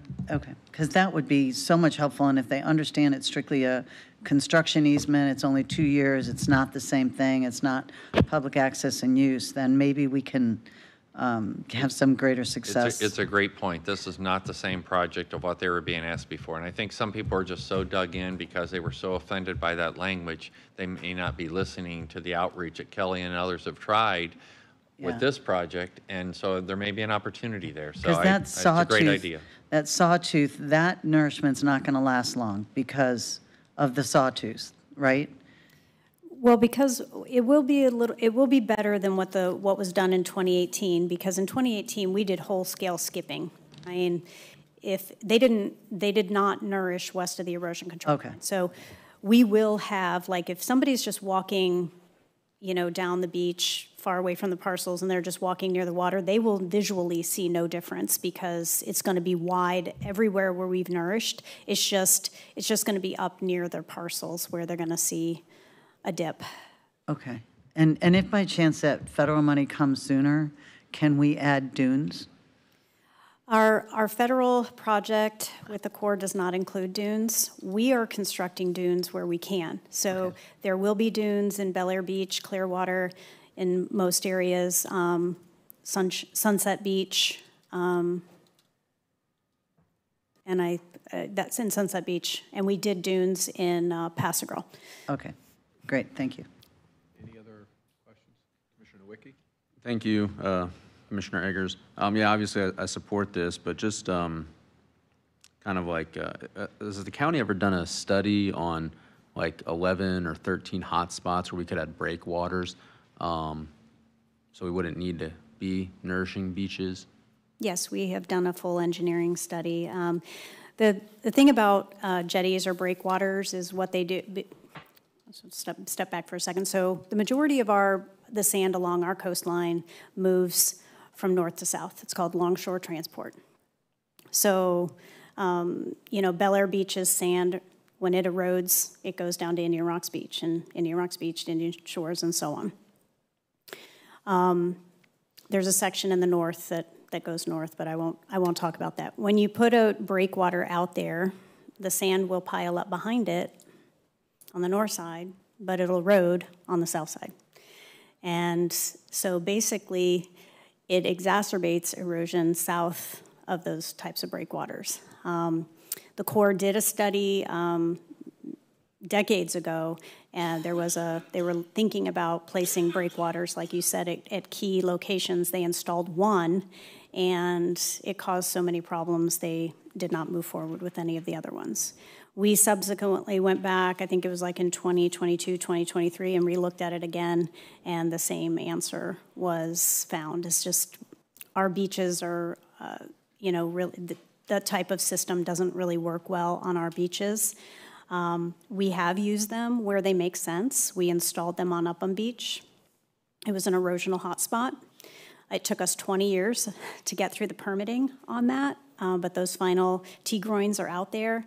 And that was a very specific use in a very specific location where it was successful, and it extended the nourishment cycle from 3 years to 6 years. So that was a good project. It just isn't, it won't result in the same type of beneficial outcome along the longer stretch. So. Would we be able to just, so I could maybe learn a little bit more, send out those studies? Sure. Awesome. Absolutely. Kelly, just real quickly, the permanent easements that people have taken offense at, that has been required from the Corps, versus what I'd like to call a friendly temporary easement, which is what we're talking about on this project. What are they, on the permanent one, what are they actually giving up by giving a permanent easement? What is a resident property owner giving up? The easement language, well, the first issue that they raised was the fact that it was perpetual. And they're like, well, what happens if the project goes away? I've explained that, well, you can have it vacated. You know, we have a process for that. It's an easement to the county, so that's, you know, yes, it does say perpetual, but it can be vacated if if the project just went away. But the bigger issue is that it allows for public access and use over their backyards. And I want to just speak to that because west of the wall. yes, west of their seawall and what, you know. where they own property. Yes. And, you know, if you look, and I think this is what the Corps isn't taking into consideration, if you look, when they require the reason when they put sand on the beach, you have to have public access to the beach. They've transferred that over into this easement language, and that's not really the intent. I mean, and so I think they're, you know, conflating two different issues, but it goes into that easement, so somebody thinks there's going to be a hot dog stand or you know, somebody with their cooler and their umbrella in their backyard. Well, it's not even really practical, but that's what they see in this language. You know, and because it's completely away from where, in most cases, where you'd put it's not down by the water, you know, but that's what, I mean, it became an impossible situation they were never going to overcome. Well, but in some cases, it's actually driveways. In some cases, it's driveways, and it's where the federal government had put sand before, and then buildings were built on it, then all of that. It's driveway, it's pool deck area. So it just depends on. It's not all west of the wall. No, not for every piece of property. It's For some property. wherever their property. For some property, it's their driveway, their condominium. Then one in particular, it's the condominium driveway and garage, and that's a gated driveway. But they have to give public access and use. So it's most of the properties are what you're talking about, that little rectangle, but not all properties are.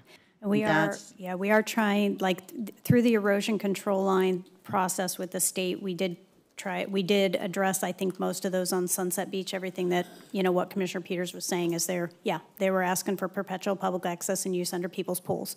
On Upham Beach, it was their pool deck, their barbecue area. It's kind of under a condo area. That's what we've been trying to fight with the Corps about. If the Corps would modify that to say it doesn't matter where, anywhere there has to be public access. Like down in Indian Rocks Beach, you have to have so many parking spots as part of the requirement for it to be a federal project. So you have to have beach access and you have to have parking for the beach to make it publicly accessible. That's all part of the current requirement. And if they tied it back to beach access versus individual parcels, which is what's going in these easements, we could solve for that.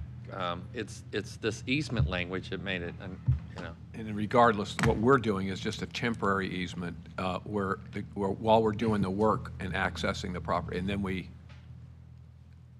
get rid of it. Yeah, this is completely different than what the Corps language is. And Commissioner, I got a text from local media said that they heard your request, and they'll be writing about this, and I hope they do a great job because people do need to know this is completely different. Yeah. And our easement has nothing in it about public access and use or allowing the public in that area or anything. It's simply to build the beach.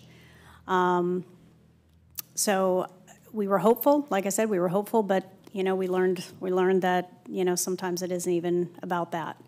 I also wanted to mention, you know, the Corps is they know how concerned we are about this language of public access and use. And if we're going to have a future project that's Corps compliant so that we can access those emergency dollars that are being allocated to Pinellas County, if we're going to be eligible for projects in the future beyond that, we have to be compliant.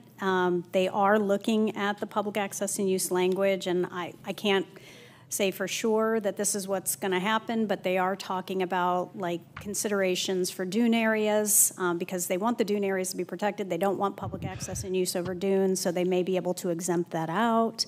They're looking at other options that may be able to come into play as far as the language for public access and use because, you know, state law that's been in place since 1970 requires a access point every quarter mile or every half mile with 100 parking spaces and restrooms. So we have a lot of public We have a access. lot of work to do. But again, we are not talking about any of that For with this respect to project. this That's project. 100, that's correct. We Ours are is simple. Temporary easement Temporary to get the work done. Construction and- easement, Yeah. and that's it. Okay, so as not to get confused. All right, any other questions? Guess everybody's crystal clear. We have one speaker, David Ballard Geddes Jr., who would like to speak. David, got 3 minutes. Thank you, Chairman. David Ballard Geddes Jr. I live on Georgia Avenue in Palm Harbor. I may be overthinking this dredge and fill issue a little bit more than I should, but it appears in my mind that there's two conversations going on here. This easement and nourishment in question is the nourishing of everybody's home with reclaimed water, using that reclaimed water variance again, such variance to waylay our consent for development rights to dredge our property and infill our homes with reclaimed water. And this dredge and fill of such and this beachfront of such would pertain to our current easement having now being extended into our homes, and this beachfront of such is more an invasion than it is a true legitimate pursuit. I think this capitalistic interest on this infill of reclaimed water and this dredge issue regarding are you allowed to dredge on our properties to replumb our homes with reclaimed water, and are you going to get your money back, would probably fall on the question, did you gain our consent for that beachfront property, for that easement legitimately? That's where the question would lie. I don't believe our consent was given. I think our consent was contrived and invoked. Thank you. Okay, any other questions? All right, pull up the voting card, please.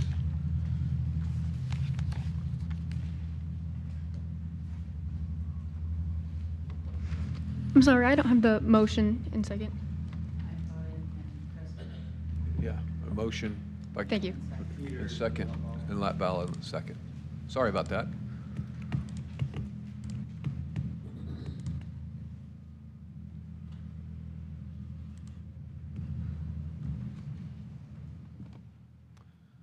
Well, that was fast. Motion carries unanimously. Okay, Kelly, work time.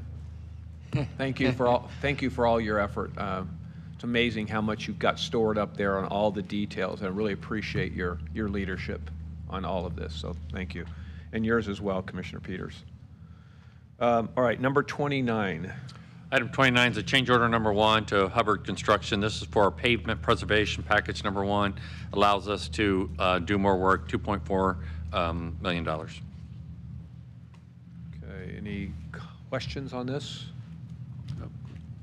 Commissioner Nowicki? When you say do more work, like more paving? Yeah.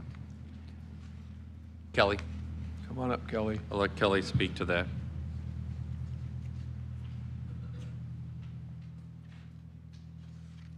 It's the 4 projects that are listed, but she'll speak. I'm sorry, Commissioner, I didn't hear your question. What are we doing? To do more work, and so is it more paving that's being done? Correct, yes. We are adding some additional roads to their paving contract. We had some additional funds from carryover balance. We have 3 active contracts. We offered each of those contractors to add some additional to their contract. Hubbard was the only one who had the capacity, so yes. Perfect, thank you. You're welcome. Any other questions? Right. Have a motion? Commissioner Nowicki on the motion, Commissioner Latvala on the second. Please bring up the voting card.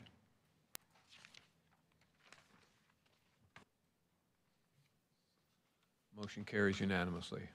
Item 30. This It's Emergency Watershed Protection Program forms for National Resource Conservation Service. So this is for debris removal in various channels. We have to get their approval, and so that's what this provides, is, and then the funding to be able to go through and clear out some of these channels. Motion by Commissioner Peters, second by Commissioner Nowicki. Any questions? Please bring up the voting card, please.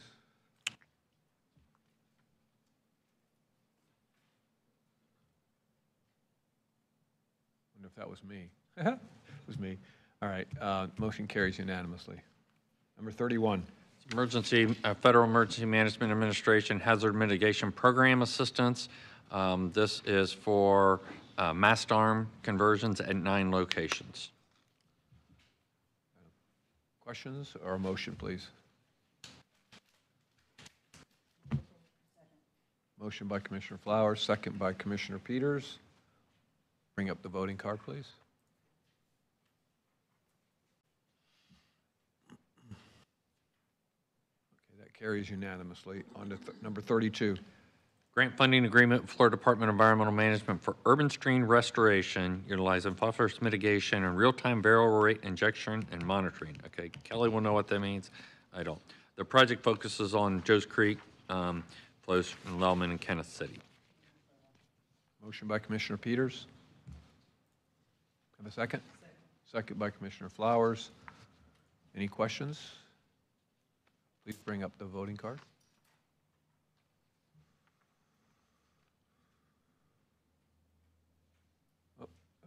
That motion carries unanimously. Number 33. The Second Amendment to the agreement with Hardesty and Hanover for Beckett Bridge replacement. So this amendment updates the rates and fees, but also wraps all the requirements for making this a consistent with federal standards. So this particular contract was older and had to be updated with new fees? Correct. Okay. And wow. And the Second Amendment also increases the contract by $525,000. Plus that. Okay. Correct. Okay. Any questions? Okay. Do I have a motion? Commissioner Peters on the motion. Commissioner Scheer on the second. Please bring up the voting card.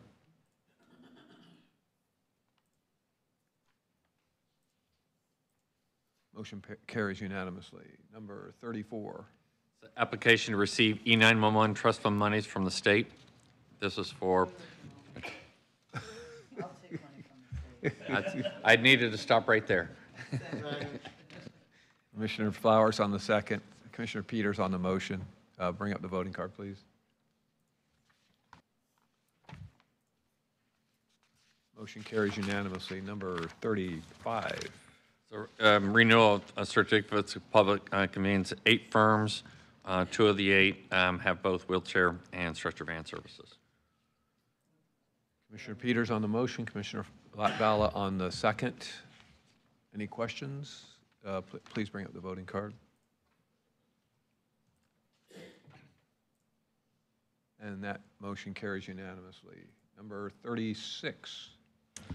Under item number 36, I'm requesting authorization to file suit in the case referenced. This is a foreclosure action on a code enforcement lien. Motion by Commissioner Peters, second by Commissioner Flowers. Please bring up the voting card on 36. And that motion carries unanimously. Number 37, County Attorney reports. No reports today. Okay. County Administrator reports. 2 items. One, at the Pasco, Hillsborough, Pinellas regional meeting, one of the items Pasco County brought up was looking at letters of support for the 5441 interchange. I discussed that with Witt, and he thought that's, and I guess you did this previously before I was here with the 60 interchange, that they addressed that through Forward Pinellas. I thought that was probably at least a first step, so he would put that on, have that discussion at Forward Pinellas, and then I'll bring it back to you guys. I just wanted to follow up on how we were going to handle that, especially since we have 4 members that sat on it. The second is obviously budgets. So we went through 4 days of budget information sessions. We took a lot of notes for questions and information that you did. We'll be following up on that and getting information out to you ahead of when I deliver the budget recommendation on July the 22nd. We also have one-on-ones scheduled for July 9th and 10th. So between now and 9th and 10th, we'll be doing a lot of follow-up with you. I'll meet with you one-on-one, talk about kind of the big issues. I met with the sheriff yesterday, had a very productive meeting. Obviously, because of the size of his budget, that's a key thing in us trying to balance our budget.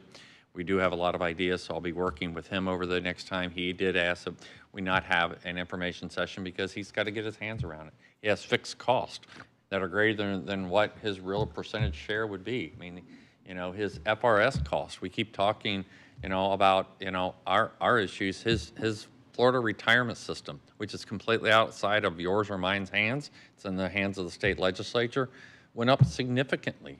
It's a fixed cost, and he has to pay that bill first. And the same way with his health care costs. So he has real challenges.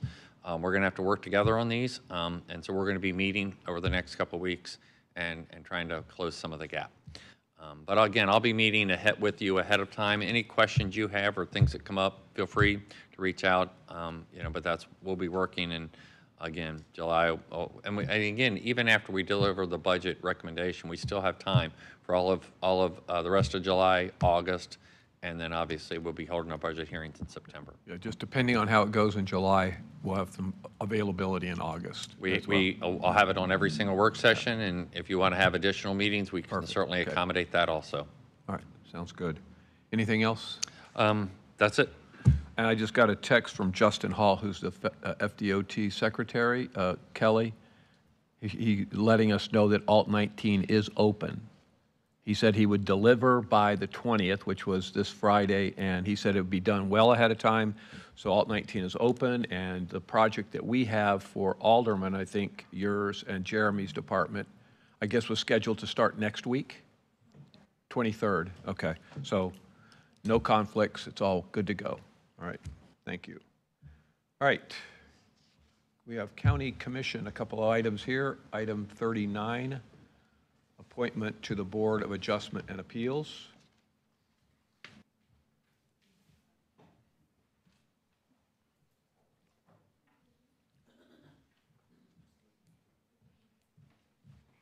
Thank you.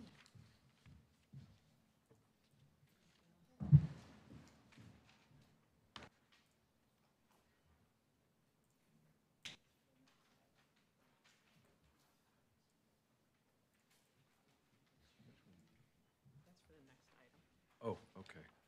Gotcha. I'm looking at, hold on.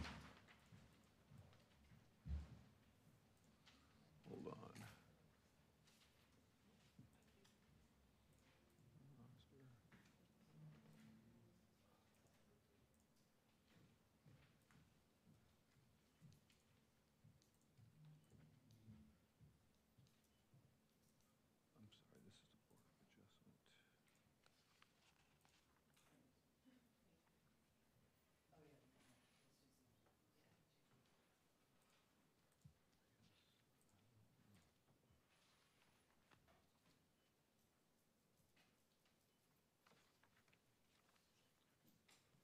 So that's for 38 and? It's 39 and 40. And 39. Did I get? Oh.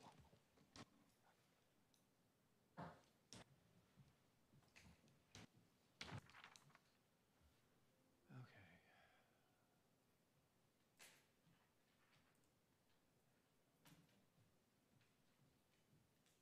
Give me a second.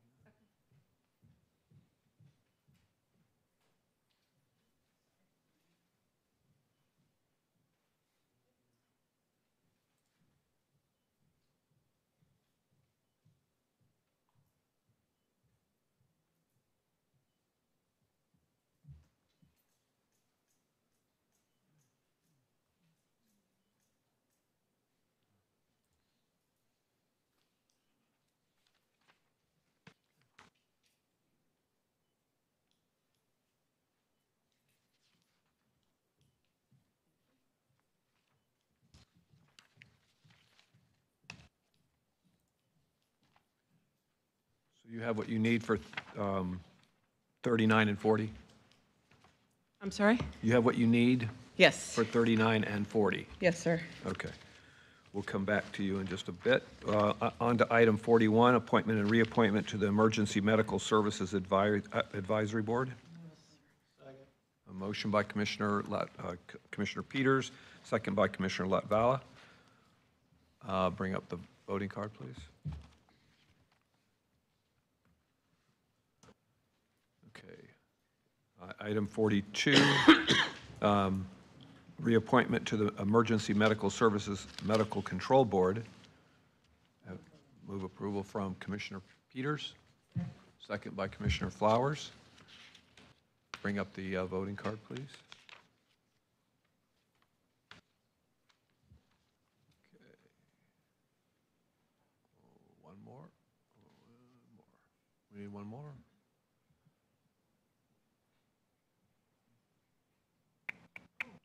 That would be you, Renee. Yeah, there you go. No, it's all right. Motion carries unanimously. All right. So let's go back to number 39. Thank you, Mr. Chair. The board has selected for the alternate for Board of Adjustment Appeals, Louis Cerna, with 5 votes. And for item 40, vote for the Tourist Development Council appointment, the board has selected Clyde Smith with 4 votes and Mayor Katie Gannon. Okay. Thank you. All right. We'll go to County Commission new business. Commissioner Nowicki. Thank you. Had an Affordable Housing Committee of elected officials for the Tampa Bay region and heard a lot of good input from fellow commissioners and other counties talking about affordable housing crises in their counties. But it seems like there's been a real focus for commissioners in Manatee County and Pasco County to really look at home ownership as ways forward. So it's good and refreshing to hear home ownership, kind of starting to creep in more in affordable housing talks instead of just apartments. So it's good to hear other commissions talking about that and wanting to see that in their counties. Have a groundbreaking for a new EMS station next Friday in North Reddington. But just been focused a lot on the budgets and learning. So the last few weeks have been pretty quiet and just dealing with new budget information. So that's all I have. Thank you. Commissioner Scheer. Thank you, Chair. I've been getting around the county. On May the 27th, I visited and inspected the Keller water treatment, the water production facilities in the North County with Jeremy and Royce Rarick. After that, I toured the Pinellas County wastewater plant at William E. Dunn up in Palm Harbor, and I was delighted to see that we have emergency containment ponds at that location. That's just why we don't have spills into our waterways up there. On the 30th, I attended a PSCA budget workshop. On the 2nd, I chaired the PSCC meeting, which is our Pinellas Safety Council. I'm learning a lot about our jail system and ways to prevent recidivism, which is super important. Just not just on the cost side, and for it's just good to focus on that. And then on June 3rd, I met with Mayor Adrian Petrila at the city of St. Petersburg Beach, and he toured me around his town and showed me what's going well with recovery efforts and what's not going well, and I got a better understanding of their needs and how things are going in St. Pete Beach. On June 5th, I toured the Cross Bayou our water facility over there at the Norrie Hancock, the wastewater treatment plant with Dontrell Smith. And I learned about our dechlorinization process that we use before we release water into Joe's Creek. And that was important to me, that it actually cleans the water that's going out. No chlorine, it's good for the environment. And June 6th, I had an opportunity to meet with Florida Orchestra President Nico Barron and his assistant Lori. They gave me a tour of their facilities, and I learned a lot about the Florida Orchestra. I love going to their performances, but learning about their needs and how they don't have facilities to store their instruments and music, and they don't have a place to rehearse. And I'm hoping we can figure that out in the next few years. So those are the meetings that were important to me. But lately on my mind has been, first of all, I was very delighted to see Deputy Butterfield return, and I appreciate him and Deputy McSweeney protecting us. And you know, as I sit here, I know they have my back because my back is this way. But I wanted to bring up, because it's an opportunity for new business, I am concerned about security in the Palm Room. And it's not the personnel we have. The lack of some security that we have here is so glaring. I even hate to even talk about it in a public forum. But you know, we really need to take it more seriously. We just had 2 political assassinations in Minnesota, and the legacy media, the media, has been promoting or whipping up. People are angry right now, and I think we should work on it, talk about it, because it's important to me, because that's the front door over there, and I think it's a concern. So I wanted to bring it up, see if anybody else wanted to talk about it, but there's certain things that we should be doing around here to protect our county government that we're not, and I just didn't want to be specific about it. So anyway, I think to your point, it's not just county government; it's the folks that are attending here that would like to, you know, make sure they're comfortable. For all of us, right? Yeah, here. Do you have a comment? Well, you can certainly discuss things you want to discuss in an open forum. You do have the opportunity to have a shade meeting if you want to talk about security, and we could schedule that if that's the desire of the commission. Yeah, I'm getting a nod from Jewel. So go ahead, Commissioner LaFalla. I will just say that I've never, well, actually, I shouldn't say never, but very rarely have I feared for my safety since I've been elected. And really the only time that I've ever feared for my safety wasn't in Tallahassee. It was as a county commissioner. And that person that was responsible for that was arrested within 24 hours. And I don't believe you were, either you or Vince were here at the subsequent meeting. But at the very next meeting a few days later, I think we had like 15 sheriff's deputies here. And that was because of Barry Burton and the sheriff. And for a couple meetings after that, and I sat in that seat, and for a couple meetings after that, I would get up to use the restroom, and one of the sheriff's deputies literally would meet me at the door. Because and I would tell them that I was fine. And, you know, I am very confident, and you will see that anytime we have a hot topic or a touchy topic, we will have extra security here. And not just about the issue that came up last year, but in other issues. You know, because there are people that are unwell in this world, and you know, I'm confident in the protection that the sheriff provides us, and the heroic deputies that we have here. And in that case that I referenced, I had Clearwater police officers in front of my house for a couple days.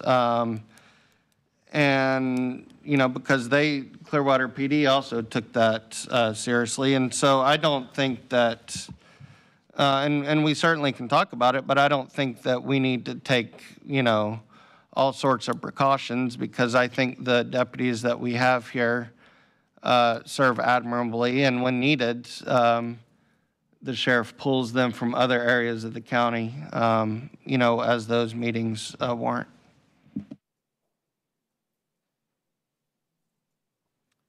Well, I'd be in favor of a shaded meeting, just to, maybe hear some more concerns from Commissioner Scheer and maybe other folks have, and no slight against the deputies. I also think they do a great job, to Commissioner Latvala point, but maybe if there's more concerns, not to talk so publicly, I'd like to hear them, and maybe there's a few things the deputies would like to also enhance security, which, we haven't heard from them, so maybe there are a few things that they'd like to see happen that we could help with. So I would be in favor of a shaded meeting. I don't think it hurts to have a shaded meeting to have the discussion. I'd like to kind of hear what others do in other counties and just get a feel for that, number one.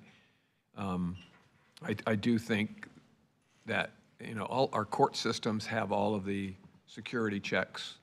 So if you're going to a court case of any kind, you're cleared, and once you're in that building, effectively you're clear and safe to attend. And so the folks that are going there to either witness or be a part of it feel comfortable. It's very strange that we don't have any of that here, but I don't know if it's normal. I don't know I really don't know what other counties do. It'd be nice to go through that discussion, and if at the end of that shade meeting we don't find any need to move forward on it, and I think it just kind of might talk a little bit about any planning that we're doing for the new county system, the new county facilities, if we're planning any kind of security checks there, or takes away from the courthouse having to do it themselves. We can do it, Anyway, our building here has about like 35 entrances, it seems like, so it would be difficult. But I mean, in a new facility, it might be different. So maybe that kind of conversation would be healthy to have anyway. So. I'm open to a shade meeting, but I'm just going to remind you all that this happened in their home, not in their work. And the life-threatening things I received once in the legislature was somebody with severe mental illness. When he came into my office, I didn't think any of us were going to make it out. But he told me, before we were able to, de-escalate him and get him out of the office, he told me that he waited in Publix for me every day for a week. He waited for me in Publix, and I never came, and he was very angry at me because I never showed up at Publix. So as a result, since 2015, I don't go to shop. I don't do grocery shopping. I've been doing deliveries long before that became a thing during COVID. So we can talk about how to make where we work safe, but you need to think about paying attention wherever you go. I mean, I have lots of cameras and security at my house because of that. You have to be very careful, and it took them 7 days to find that gentleman. So you really have to be very cognizant in your own home and where you go out in public, because it may not be at work. It may not be at work. Now, because of that, I'm able to have my address redacted, and I know the legislature is talking about having their addresses redacted, and quite frankly, I think every elected official, not just first responders and judges, should be able to have their addresses redacted. And I think that's something, if the legislature is going to do it, they should have passed it on to the other city, other elected positions. But yeah, we can talk about the building security, but I can tell you, it's not just where you work. And it certainly wasn't the case the other day.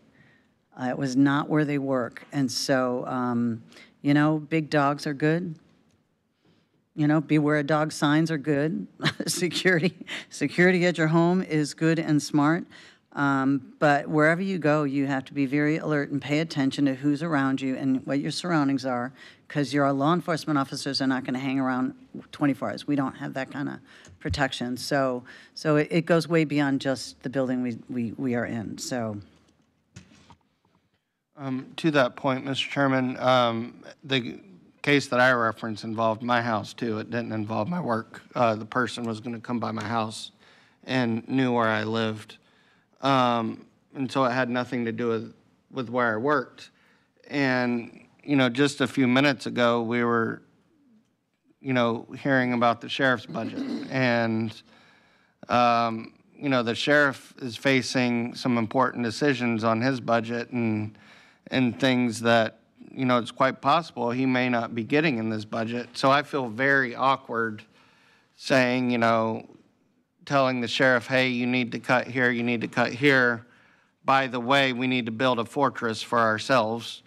You know, I would not be supportive of that. You know, because you know, we chose to run for office. Nobody forced us to.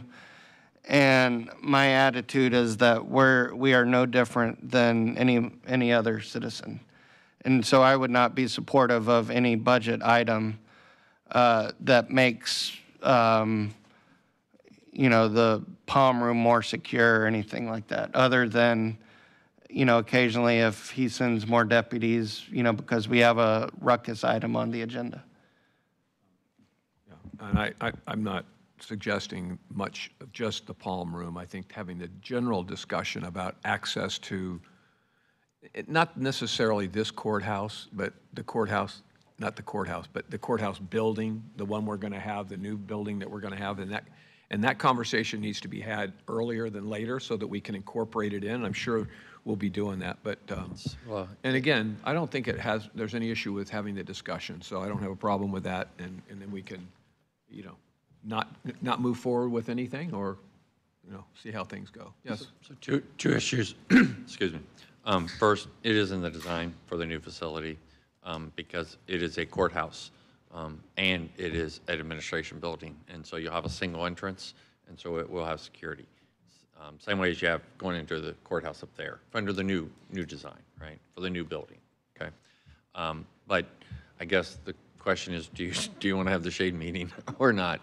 I would like to have a shade meeting. I'm giving differences of opinion here. I didn't know what a shade meeting was until just now, or I would have asked for a shade meeting. Yeah, it's a security meeting. You can talk about things confidentially, and they're kept confidential. Yeah, and there if I are procedures. said anything to disparage the sheriff, and this, it was not intended, and I don't feel that way. But No, there are I don't things think, I didn't think it was.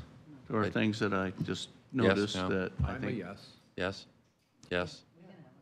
Okay, so we'll schedule that, we'll schedule that coming up here. We've only got the two things in July. How about for August? Is that okay? August? Okay, so we'll schedule that out for August. And just for the record, shade meetings there's still a transcript of those, right? There is, yes. Yeah. And so the clerk will be there, we'll have a record, and they have procedures on that. Sorry, and then it's secured, and it's not uploaded to the server at all, but we would be there. Yes. Commissioner, are you finished? Okay. Commissioner Flowers. Thank you, Mr. Chair. Good discussion, you guys. So just an update. When we were at budget meeting, I talked about Area Agency on Aging and the tremendous cuts to the budget. Well, we got an email saying that the $118,000 that we were getting, that has now been cut down to $71,926.17. So it's a little worse than what it was before. Our 2025 audit was completed by Kavanaugh and Company LLC. There were no material findings, so I'm extremely proud to report that.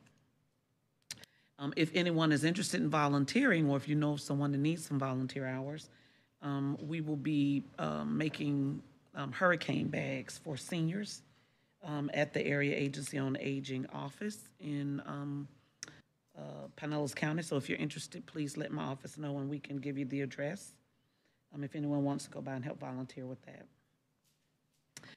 Also, Area Agency on Aging has a fundraising luncheon every year. My first year here, we got a table. I don't think we got a table last year. But that date is November 6th from 11:30 to 1, and it's at the Countryside Country Club. So if anyone is interested in attending, please let me know. As chair of the Office of the Human Rights Committee, we have a meeting on Monday, on the 23rd, to discuss new leadership since Jeffrey is retiring. So I'll be reporting that information back. Individuals that serve on that committee are the constitutional officers and then a community person that serves. I had a chance to attend the School Safety Committee, of which I represent the County Commission on. The main discussion was the safety for our scholars when they are headed back to school, having to catch the bus, especially those that catch the bus early in the morning. Unfortunately, we had a young man who was hit walking his sister to her bus stop, and then when he crossed the street coming back across, he was hit by a car. That was not on the county, but just what we could do to try to help with safety. One of the considerations that came out of the committee is they have technology where the cameras are not placed on stoplights or anything, but it's on that arm that goes out from the bus that says to stop when it's stopping at a railroad crossing, or if it's stopping because it's letting children off or allowing children to get on. So we have requested from a couple of companies to present information to us on the costs and studies with that. And our suggestion is that maybe there be a pilot project to put 1 or 2 cameras on a couple of buses throughout the county to see how that works as it relates to reporting individuals who run that stop arm that comes out. For Career Source, Commissioner Latvala and I attended our board meeting on yesterday. The budget was presented to us, and there is a reduction in the budget of over $4 million. That'll keep us in line. Some of those reductions came in the form of contract labor, office expenses, certain trainings, and then there was one position that no longer exists. So employees there still have their job. They'll be able to look at some increases. Excuse me, but we were able to finalize and vote on that budget on yesterday. There will be a name change. I was sad about it, but it did pass the overall board unanimously. So instead of it being Career Source Hillsborough Pinellas, it will go back to the name that it was about 3 years ago, which is Career Source Tampa Bay. My thing is, Tampa Bay is a bottle of water. Body of water, not bottle, I'm sorry. It's not, it's not land. And, you know, employees and the staff took note of it as well. And Commissioner Latvala chimed in a little bit about just a little concern he had, but he was confident with the name change. And that is, we want to make sure that this merger allows the people from Pinellas County to feel like they are a part of Career Source. Whenever you have a merger, things happen, like leadership positions. You can't have 2 vice presidents or 2 COOs or whatnot. So there were 2. Someone's not going to have that position. And so when you start having things like that, it just kind of makes staff feel a little sad. So I wanted to try to do something to allow them to continue to feel like they're a part. We did approve a byline. So underneath it, it'll be Career Source Tampa Bay. And I'm sorry, I can't remember what the tagline is going to be, but it's serving Hillsborough and Pinellas County. Thank you. Serving Hillsborough and Pinellas County, so that at least if someone sees it or hears it, they'll say, oh yeah, I can go there for support, because it does pertain to assist people in Pinellas County. And the last thing I'll report on is Commissioner Eggers and myself, Commissioner Scher, Commissioner Scott all attended our Forward Pinellas meeting. Of course, we had already heard the presentation regarding the budget that was presented here before us, so that was fine. We did approve the adoption of our transportation improvement program. We approved that. And we also approved our transportation priorities. And those priorities are put in place so that we can look at what's to be funded in succinct order, and what is not to be funded. We also got an update report from PSTA regarding its enhancement for its transportation services. And the Housing Regulatory Toolkit was presented. If anyone who's not on that board, if you're interested in that Housing Regulatory Toolkit, I'm happy to email it to you. But I didn't want to just send it out because some of the members already have it. And that is all that I have. Thank you, Mr. Chair. Thank you. Commissioner Flowers, Commissioner Peters. Thank you, Mr. Chair. So I had the wonderful opportunity to meet with Visit St. Pete Clearwater at the pier. They were hosting FAM from Portugal and from Brazil. And the Orlando Visitors Bureau was there as well. And so they're training or demonstrating opportunities of the events and how they can sell the Florida area, the Central Florida area, maybe some parks, some beach, some sports, some, you know, but it was really wonderful. I met up with them at the pier, and then I also met up with them when they were in Madeira Beach at Johns Pass. They were having an outstanding time. They could not get over how warm the Gulf of America is. They've never been in an ocean or a gulf that was warm before. So they loved the sandy beach that didn't burn their feet, and they could get in the water and not be cold, and they were quite impressed with the area, and so hopefully we can see an increase in tourism from Brazil and from Portugal would be outstanding. Also, the Gulf Consortium Executive Committee met. They went over the budget. That meeting is coming up at FAC. Their regular meeting will be at FAC. I will not be at FAC this year, so I will have to attend that virtually. Also, PSTA had their budget meetings, and I've been doing some Girls State interviews. Girls State is next week, and so we've been doing some Girls State's interview, and we have one young lady from St. Pete Catholic that is maybe considering running for governor, so I hope she's successful. She promised she would text me and let me know how it went. But that's all I have. Thank you. Thank you, Commissioner Peters. Commissioner Latvala. Thank you, Mr. Chairman. I will add that our consortium meeting yesterday was 32 minutes long because we have a really good chair of that and Chair Flowers. So perhaps some other folks can learn from that brevity. And on the name change, I had a caveat for our Hillsborough colleagues that involved them also taking another entity in the area with Tampa Bay in its name. There may be support for that, so we will see.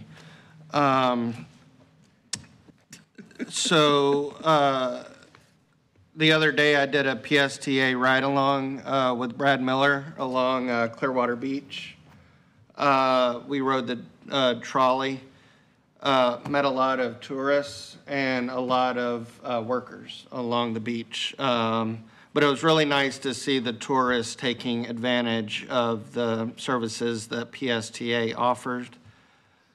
People from Germany, Ireland, and elsewhere, so that was really cool. Also attended the Lyft Academy graduation a couple weeks ago, and the work that they do for our neurodiverse students is simply amazing. And they do wonderful work, and they are based in Clearwater, but serve students all throughout the area.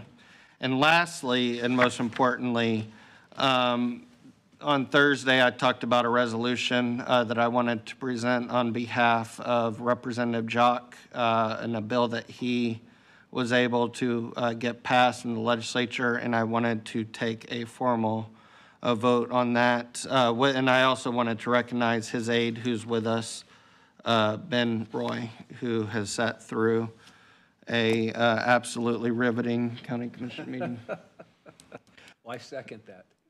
That request by you. All righty. Thanks.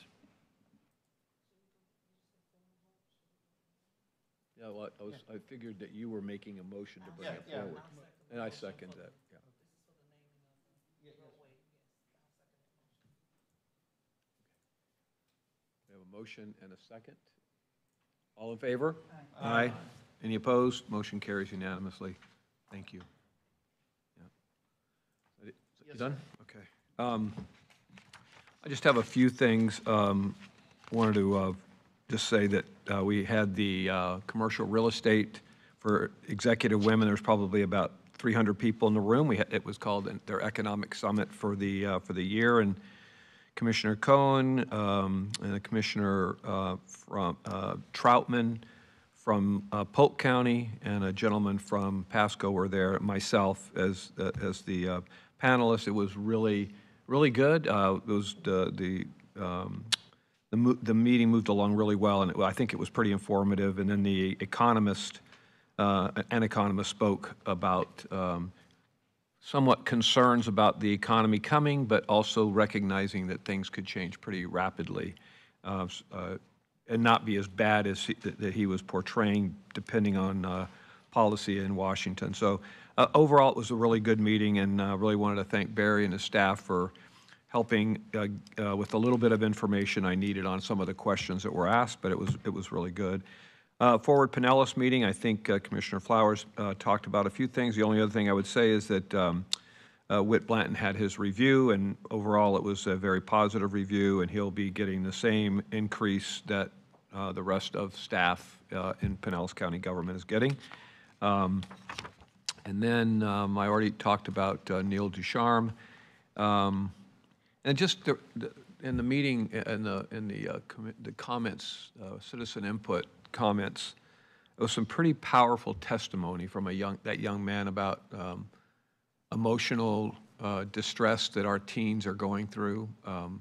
There was comments about our suicide rate for teenagers at such high levels.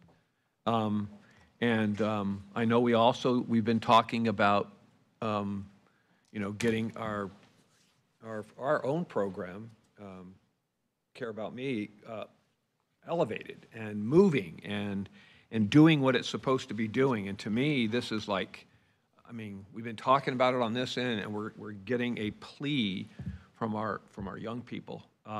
If there's not something to grab hold of, to me, that's something to grab hold of. So we need to do what we can do to bring this into the light of day. Some of the statistics that she was talking about, the director of the school, I was not even aware of it. And so I think we have a mission right in front of us, and I think we need to hear it loud and clear. Losing anybody, to suicide, I don't care if you're middle-aged or if you're retired, is just horrible. Taking the life of a young person, taking their own life, is just horrific. So in any event, that was just a side comment. I guess the last thing I would say we have two things. One, I had proposed resigning as vice chair after the conversation we had the other day. I'm going to leave it alone. I'll continue to serve as vice chair through the end of the year, as you all voted on last year. So I'll continue with that. And then I think the chair had a list of proclamations that I think he was planning to bring forward over the next 6 months, and it was in our at the end of the item 43 at the end. So I hope everybody got a chance to see that. I think he wanted to just basically get it like good. We're good to go with that. It doesn't mean that if something else comes up that you find very important that you can't approach and get that added later. But he wanted to move forward with this, and if I could just get a motion to approve that. Move approval. Okay. Motion and a second. Motion by Commissioner Latvala, second by Commissioner Flowers. All in favor say aye. Aye. Any opposed? Okay, that carries unanimously. And Mr. Chair. Yes. I'm sorry. There was one thing I forgot. Darlena reminded me. We should have a person who is our voting delegate at NACO. And I don't recall seeing that come across. For us to talk about. My fault also for not remembering to bring it up. Had it on my list, but I forgot, and Darlena reminded me. So we can either select a person to serve as a delegate or provide our proxy, thank you, to the Florida Association of Counties. I won't be there on Sunday when the votes occur because I'm heading back. I won't be there. So I want to bring that up, and maybe it could be forwarded to the chair's office.